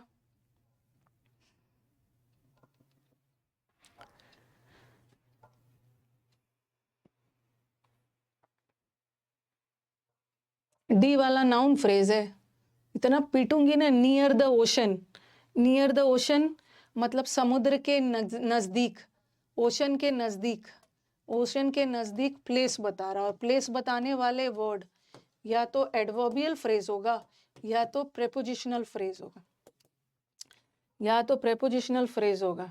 कहाँ से नियर द ओशन हो जाएगा? बस यहाँ पे एक नाउन देख लिया, नाउन देख लिया तो नाउन फ्रेज हो जाएगा, अकेला थोड़ी देखना है।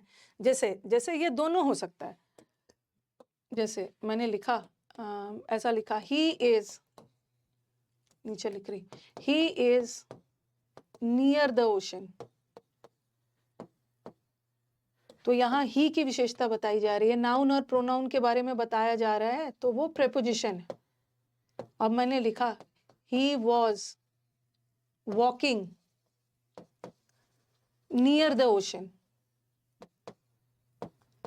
तो वॉक कर रहा है, तो यहाँ पे near the ocean adverbial phrase होगा। तो जगह बताने वाले वर्ड कहीं से नाउन फ्रेज थोड़ी होगा, या तो एडवर्ब होगा या तो प्रेपोजिशन होगा, ये तो होगा नहीं। You should go right now, अब देखो नाउ टाइम बता रहा है, और टाइम बताने वाला वर्ड, टाइम बताने वाला वर्ड भी या तो प्रेपोजिशन होता है या तो एडवर्ब होता है, और गो की विशेषता बताना, शुड गो, तो ये भी एडवर्बियल फ्रेज हो गया, ये भी नहीं होगा, एडवर्बियल फ्रेज है, ये भी हट गया। और अंडर द कॉट, ये भी जगह बता रहा, जगह बताने वाला भी तो प्रेपोजिशन होगा या तो एडवर्ब होगा, ये भी हट गया। तो ये होगा ना, मैं उसको क्या मानता हूं, मैं उसको ये व्हाट का क्या मानता हूं, दोस्त मानता हूं, तो नाउन फ्रेज ये है ना, best friend. We are planning to order food during the break, हम ब्रेक के दौरान खाना ऑर्डर करेंगे।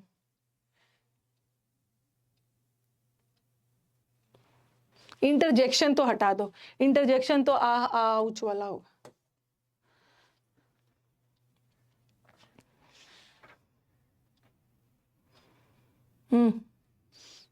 और टाइम बता रहा है ना, टाइम बता रहा है, बताना ड्यूरिंग द ब्रेक।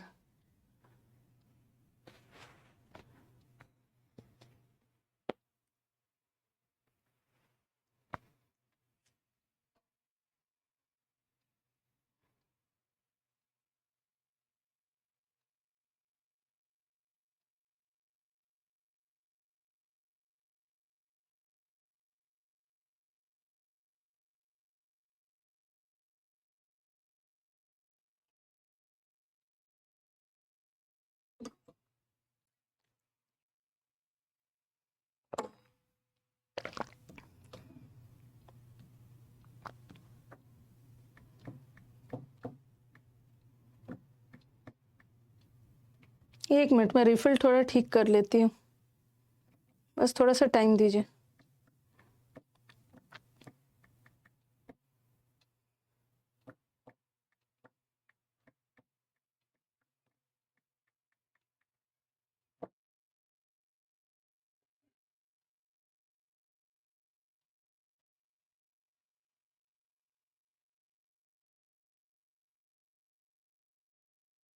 दो जगह कंफ्यूजन हो रहा है, दो जगह कंफ्यूजन हो रहा है। ये तो एडजेक्टिव तो नहीं है। We are planning to order what, we are planning to order what food, कब, ड्यूरिंग द ब्रेक। ये ना वी आर प्लानिंग की विशेषता नहीं बता रहा है।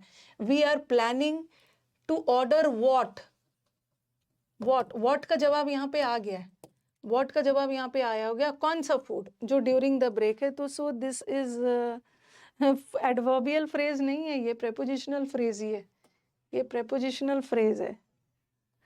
ओके, और टू ऑर्डर ना कहीं से वर्ब नहीं है, ठीक है। टू ऑर्डर अगर अभी मैंने वैसे पढ़ाया नहीं है, ये वर्ब है, ये टू ऑर्डर इन्फिनिटिव है, और इन्फिनिटिव भी नाउन ही होता है।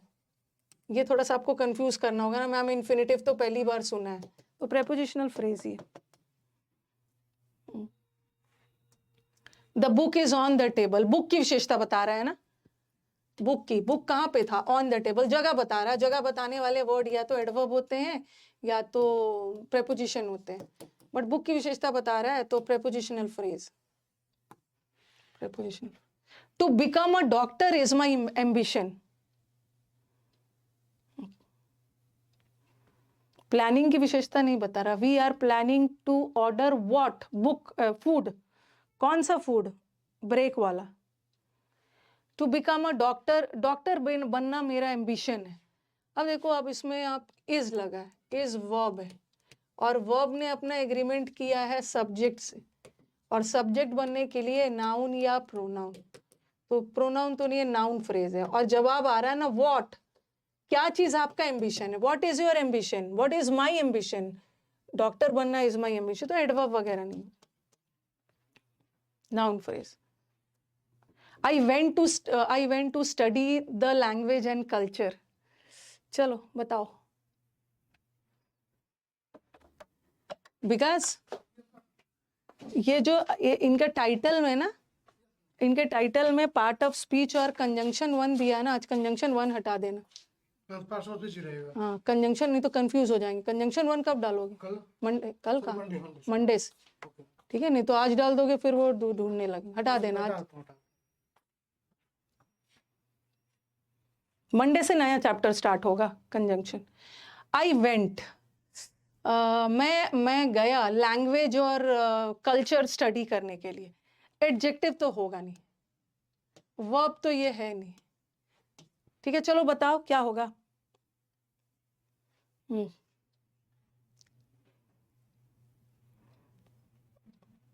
आई वेंट, ये भी कंफ्यूज करने वाला है, ठीक है।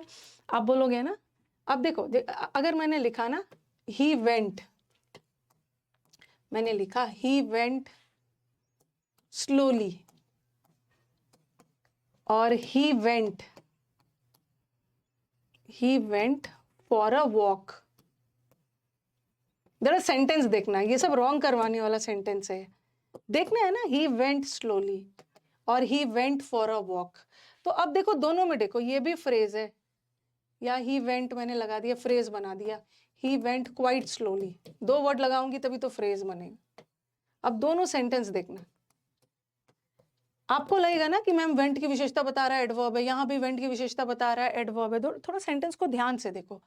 ही वेंट, वो कैसे गया, एक है वो कैसे गया, कैसे जा रहा था, कैसे जा रहा था, कैसे, और ही वेंट किस लिए, किस लिए गया, किस उद्देश्य से गया, वो धीरे धीरे जा रहा था, ठीक है, काफी धीरे धीरे जा रहा था, तो ये वेंट वर्ब है और वर्ब की विशेषता एडवर्ब है, तो ये हो गया एडवर्बियल फ्रेज, ठीक है। लेकिन ये देखो, he went for a walk, वो किस लिए गया, कैसे, ये जो कैसे की विशेषता नहीं बता रहा, ही वेंट फॉर वॉट, किस चीज के लिए गया, सैर के लिए गया, व्हाट के लिए गया ना, तो ये आपका नाउन फ्रेज हो गया, अ लगा है, नाउन फ्रेज, ये आपका नाउन फ्रेज हो गया। तो अब मुझे बताओ, ही वेंट, हाँ, ही वेंट, ये क्वेश्चन रॉन्ग कर दोगे, आप तो सोचोगे कि वेंट वर्ब है और वर्ब की विशेषता तो एडवर्ब बता रहा है, बट ये वर्ब, कोई भी वर्ब कैसे हुआ, कोई भी काम किस तरीके से हुआ, वो विशेषता नहीं बता रहा है, वो किस लिए गया, ही वेंट फॉर व्हाट, किस चीज के लिए गया, पढ़ने, लैंग्वेज पढ़ने गया, तो ये नाउन फ्रेज, नाउन फ्रेज। अब आ जाओ क्लॉज, क्लॉज तो कल मैंने पढ़ा दिया था, थोड़ा सा ना कंफ्यूज करने वाला है, ये एसएससी में नहीं आता है, एसएससी में नहीं आएगा, लेकिन जितने भी इस बैच में टीजीटी पीजीटी वाले बच्चे हैं, ठीक है, ये मैंने आपको पढ़ा दिया है, और आपने टीजीटी पीजीटी का प्रैक्टिस बुक भी खरीदा होगा कोई, तो प्रैक्टिस बुक में जितने भी प्रीवियस पेपर के क्वेश्चंस है ना, उसको बनाइए, ठीक है, मैंने अभी आपको पढ़ा दिया, अपने साइड से बनाइए, और जिसमें भी दिक्कत हो रही है क्लास में उसको सेंड करिएगा, सेंड करिएगा, क्योंकि बहुत जरूरी है। अब आ जाओ क्लॉज, क्लॉज तो आपको बता ही दिया, क्लॉज क्या होता। अब यहाँ पे ना, अभी तक तो हम फ्रेज पढ़ रहे थे, अभी तक हम और अब हम क्लॉज पढ़ेंगे। यहाँ पे देखो, एक सब्जेक्ट है और एक वर्ब है, सब्जेक्ट, यहाँ पे वो क्लॉज वाला पूछ रहा था, क्लॉज है, और यहाँ भी एक सब्जेक्ट है और एक वर्ब है और क्लॉज। अब आपको क्या बता रहा है ना, कि क्वेश्चन में बताओ कि ये किस टाइप का क्लॉज है, ये जो दोनों क्लॉज है आखिर किसकी विशेषता बता रहा है, कि वो एडजेक्टिव क्लॉज है, किसकी विशेषता बताएगा तो वो वर्ब क्लॉज होगा। चलो बताओ, ये थोड़ा सा डिफिकल्ट होता है, नोट्स में लिखना नहीं है, ये मैंने आपको दे दिया है, आपके शीट में है।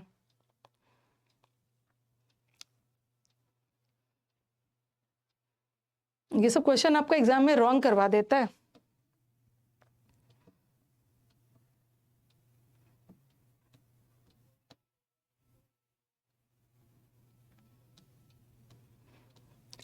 टीम को परेशान नहीं करना, पीडीएफ के लिए सब समझा दिया है मैंने, हड़बड़ाना नहीं है, एकदम हड़बड़ाना नहीं है।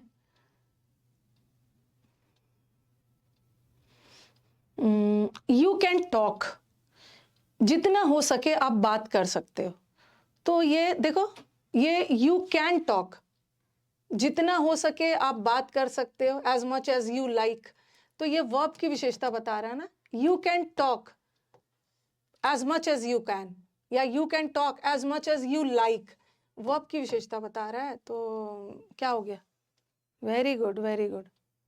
नहीं नहीं, नाउन क्लॉज नहीं है, ये वर्ब क्लॉज, वर्ब की विशेषता बता रहा है ना, कैन टॉक, तो ये वर्ब क्लॉज नहीं होता है, ओके, ये एडवर्ब क्लॉज है ना, एडवर्ब क्लॉज है, क्योंकि ये देखो यहाँ पे जो वर्ड है ना, अरे ये देखो, एज मच एज, जितना हो सके आप बात कर सकते हो, ठीक है, तो वर्ब की विशेषता बता रहा है, तो एडवर्ब क्लॉज है। नाउन क्लॉज कहाँ से आ गया, नाउन क्लॉज इसमें कहाँ से दे गया, एज मच एज वो टॉक की विशेषता बता रहा है। I expect that I shall get a prize, ये पूरा क्लॉज है, क्लॉज है ना, यहाँ पे सब्जेक्ट और वर्ब है, ठीक है। अब मेरे को बताओ कि ये क्या है, आई एक्सपेक्ट, मैं एक्सपेक्ट कर रहा हूं ना कि मेरे को प्राइज मिले, प्रेपोजिशनल क्लॉज है, एडवर्बियल क्लॉज है, नाउन क्लॉज है, या एडजेक्टिव क्लॉज है। सीजीएल में नहीं आता है ये वाला सीजीएल में नहीं आता है, ये टीजीटी पीजीटी एग्जाम्स में आता है, सीजीएल में इसका पूछने का तरीका अलग होता है।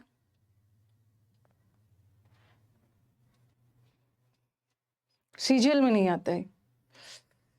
आंसर मेरे को करेक्ट भी मिल रहा है, प्रेपोजिशनल तो कहीं पे है नहीं, कहीं भी प्रेपोजिशन का तो सेंस आ ही नहीं रहा है, किसी की विशेषता भी नहीं आ रहा है, या तो एडवर्ब होगा या तो नाउन होगा। जो अभी मैंने बताया ना, ही वेंट क्वाइट स्लोली, तो वो यहाँ वेंट की विशेषता बता रहा है, वेंट वर्ब है और वर्ब की विशेषता एडवर्बियल फ्रेज, और he went for a walk, किस चीज के लिए, वॉक के लिए, क्या का जवाब आ रहा है, तो आई एक्सपेक्ट। अब आप सोचोगे मैम एक्सपेक्ट की विशेषता बता रहा है ना, और एक्सपेक्ट तो वर्ब है और वर्ब की विशेषता तो एडवर्ब होगा, नहीं, आई एक्सपेक्ट व्हाट, क्या चीज एक्सपेक्ट कर रहे हो, कि मेरे को प्राइज मिले, तो ये हो गया आपका नाउन क्लॉज। ये सीजीएल के लिए नहीं है, ये टीजीटी पीजीटी में आता है, ये बच्चों का ही डिमांड था कि मैम इसको करवा दीजिएगा। वॉट एवर वी स्टडी, जो चीज भी हम पढ़ते हैं ना वो हमारे नॉलेज को इंक्रीज करता है, तो ये भी एक क्लॉज है, सब्जेक्ट और वर्ब मिलके तो क्लॉज बना रहा है। अब थोड़ा दिमाग लगाओ और बताओ कि यहाँ पे कौन सा क्लॉज है। सीजीएल में नहीं आता, टीजीटी पीजीटी में आता है। स्टेनो के लिए तो ये बैच बना ही है, स्टेनो के लिए क्या क्लॉज लग रहा है।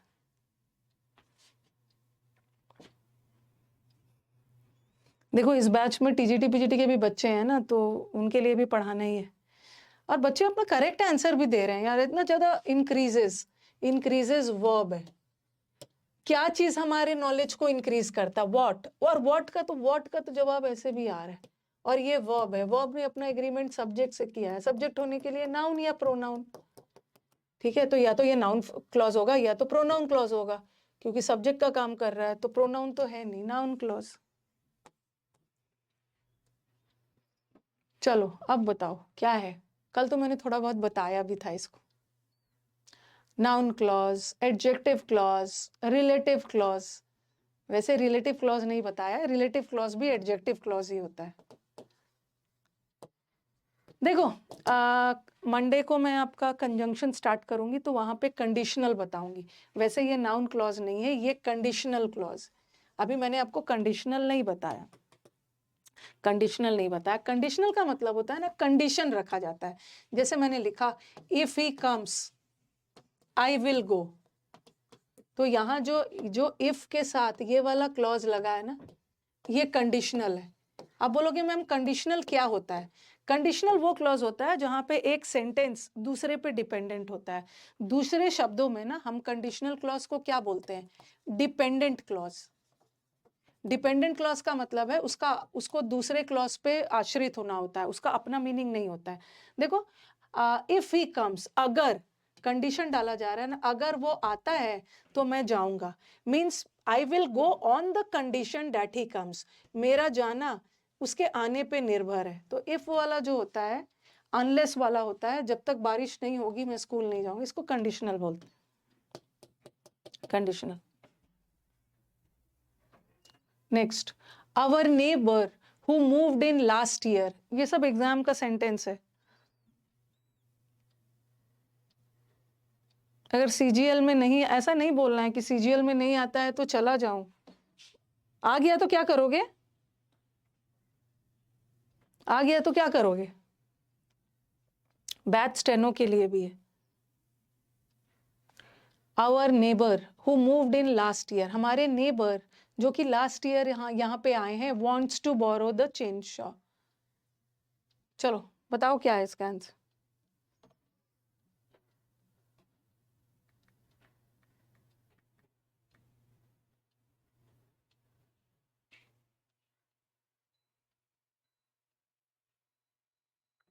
थोड़ा टाइम लीजिए,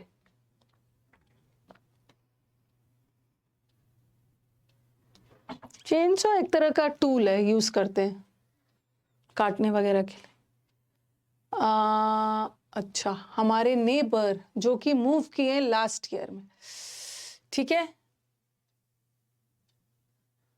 कर दीजिए, जिसके एग्जाम में नहीं आता है ना कर दीजिए क्विट, कोई दिक्कत नहीं है, बस अब खत्म ही है।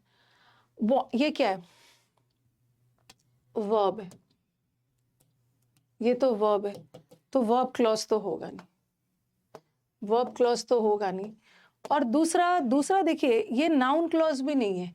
नाउन में तो ये आएगा, इस नेबर की विशेषता बताई जा रही। कौन से नेबर? कौन सा नेबर? वो नेबर जो लास्ट ईयर आया, तो ये नेबर नाउन है और नाउन के बारे विशेषता बताई जा रही है, तो ये एडजेक्टिव क्लॉज। एडजेक्टिव क्लॉज को ही ना कई बार एडजेक्टिव क्लॉज को ही हम रिलेटिव क्लॉज भी बोलते हैं। Relative pronoun, adjective clause is relative clause. आगे जाके हम लोग पढ़ेंगे, जब हम लोग सब्जेक्ट वर्ब पढ़ेंगे ना, तो वहां पे एक वर्ड आता है रिलेटिव प्रोनाउन। रिलेटिव प्रोनाउन में हु आता है, हुम आता है, हुज आता है, विच आता है, डैट आता है। तो जब भी सेंटेंस में हु, हुम, विच, डैट आ गया ना, तो वो क्या बनेगा? एडजेक्टिव क्लॉज, जिसको हम रिलेटिव क्लॉज ही बोलते हैं।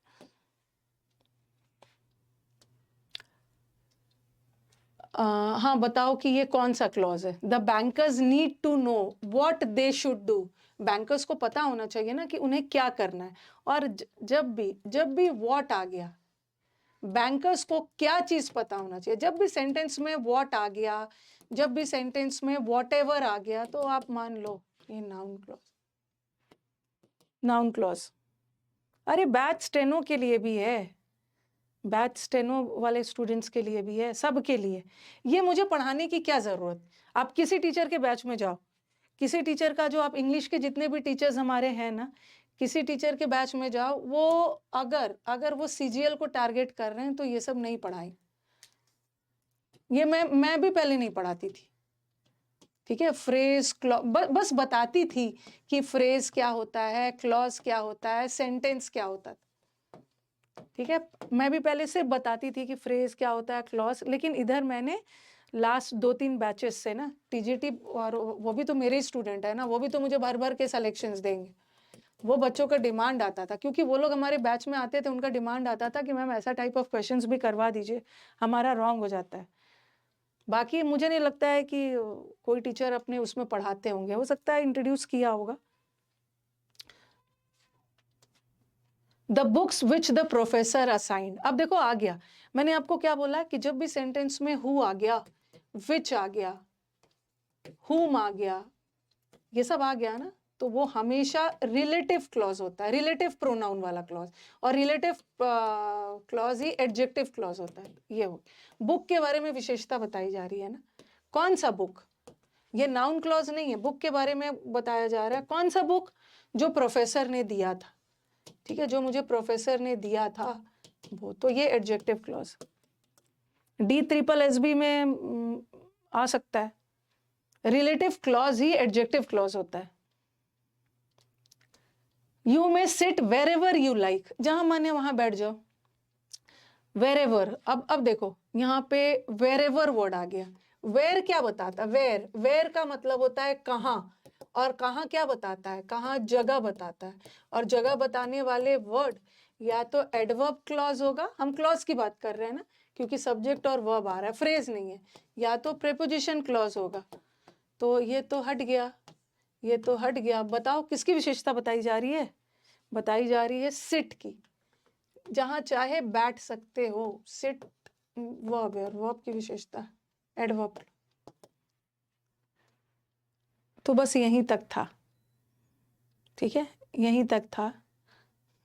कुछ तो सोच रहे होंगे ना कि मैम हमें क्यों पढ़ा रहे हो, और मेरी ड्यूटी है पढ़ाना, टीजीटी पीजीटी वाला। लेकिन जब हम कंजंक्शन पढ़ेंगे ना, तो वहां पे टीजीटी पीजीटी में वही कंजंक्शन आता है जो सीजीएल में आता है, जो हर समय टीजीटी पीजीटी, और बाकी सब अलग अलग थोड़ी होगा। ओके, बैंकिंग में सीजीएल मतलब सीपीओ है सबके लिए, एसएससी के लिए, सीडीएस के लिए, अब सबका सेम होगा, ठीक है। टाइम भी होगा, अब सबका सेम होगा। मेरे सीपीओ में तो सारा खेल इंग्लिश का ही है। सीपीओ तो पूरा एसएससी ही है ना, एसएससी का जो सिलेबस है ना, मेनली उसी को टारगेटेड है। देखो एसएससी में आपका सीपीओ भी आता है, एसएससी आपका स्टेनो भी लेता है, एसएससी आपका सीएचएसएल भी लेता है, एमटीएस भी लेता है, सीजीएल भी लेता है। तो फिर क्या मतलब, ऐसा क्यों पूछ रहे हो? ऐसा क्यों पूछ रहे हो? और थोड़ा सा स्टेनो में इंग्लिश का वेटेज ज्यादा है, 100 मार्क्स का है, ठीक है। 100 मार्क्स का आपका स्टेनो का पेपर है।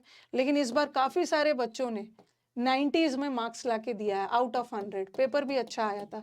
और सीपीओ भी सारा खेल इंग्लिश का है, क्योंकि सीपीओ के सेकंड पेपर में, पहला पेपर में तो 50 नंबर का चारों सब्जेक्ट है, सेकंड पेपर में तो मैथ्स वगैरह नहीं है, सीधा 200 नंबर का इंग्लिश है। तो सीपीओ वाले स्टूडेंट्स और स्टेनो वाले, और इंग्लिश तो सबसे ज़्यादा सीजीएल में भी आता है, 45 क्वेश्चंस 135 मार्क्स का। सब एग्जाम में इंग्लिश बहुत इंपॉर्टेंट है, ठीक है।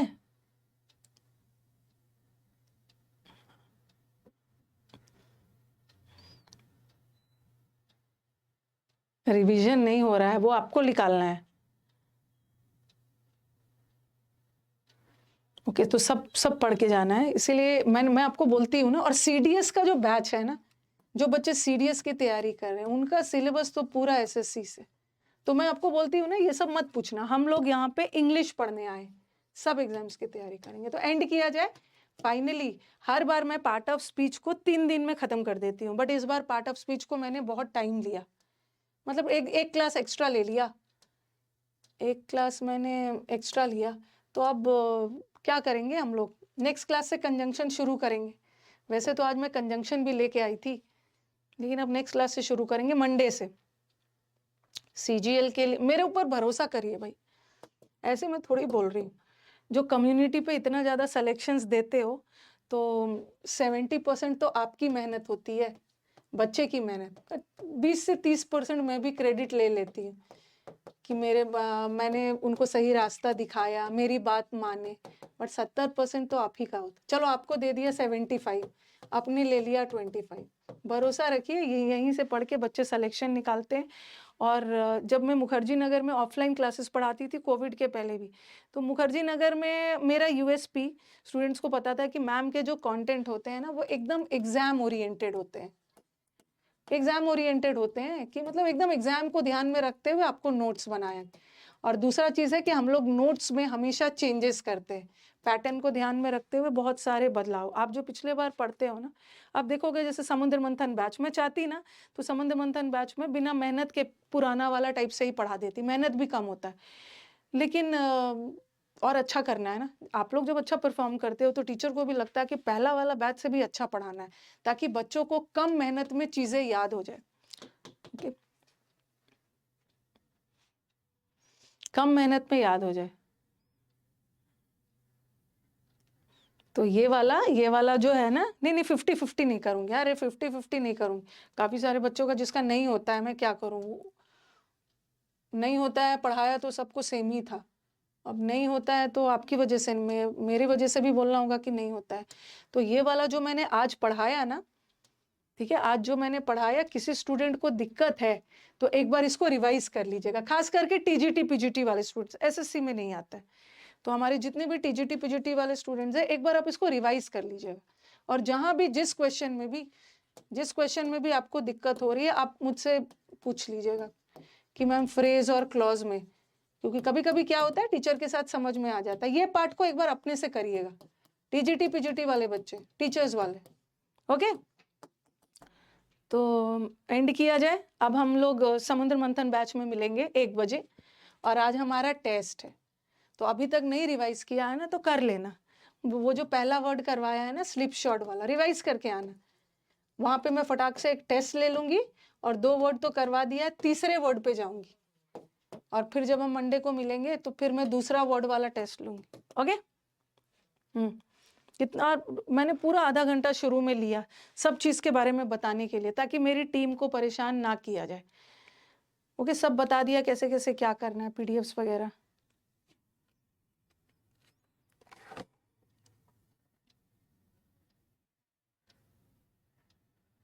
हाँ 5.0 का मीटअप होगा ना, वो तो अगले साल होगा। मैंने डाउट ग्रुप बहुत सारा बनाया था। डाउट ग्रुप में ना, शुरू में डाउट पूछते हैं, बाद में एडिडास ने डिस्काउंट दिया है शूज पे, जिसको खरीदना है ये करो, लिंक भेजेंगे, आज इस लिंक पे क्लिक नहीं करोगे तो शाम तक आपके साथ कुछ बुरा हो जाएगा। वो सब अब मैं डाउट नहीं बनाती हूँ, साईं बाबा आपका बुरा करेंगे, ऐसा ऐसा आता है। तो अब मैं सीधा डाउट क्लास लूंगी, और उसी में आपको एक लिंक दे दूँ, लिंक नहीं, ईमेल प्रोवाइड हो जाएगा, वहाँ पे आप अपने डाउट पूछ सकते हो। ठीक है, डाउट उनके पास जाएगा, फिर वो डाउट को सेट किया जाएगा और सैटरडे में आके डाउट सेशन लूंगी। सैटरडे एकदम सामने सामने डाउट सेशन हो। पता नहीं क्या क्या लिंक भेज देते हो। फिर और भी है, कुछ लड़के हैं आके ना लड़कियों का फोन नंबर मांगेंगे या बोलेंगे इंस्टा पे मेरे को डीएम करना। फिर लड़की आके बोलूंगी मैम, बहुत सारा हुआ है, लड़की आके बोलती है मैम मैंने तो उसको अपने भाई की तरह माना था, बट उसका तो पता नहीं क्या मन में था, वो मुझे फोन कर करके परेशान कर रहा है, अजीब अजीब सा है। और लड़कियों को ना आपको बोल्ड बनना है, स्ट्रांग बनना है, ये सब सिचुएशन को खुद हैंडल करना है, रोना नहीं है, दुखी नहीं होना है। मैम हमने बैच शेयर किया था, उसने धोखा दिया, बैच पूरा कब्जे में ले लिया,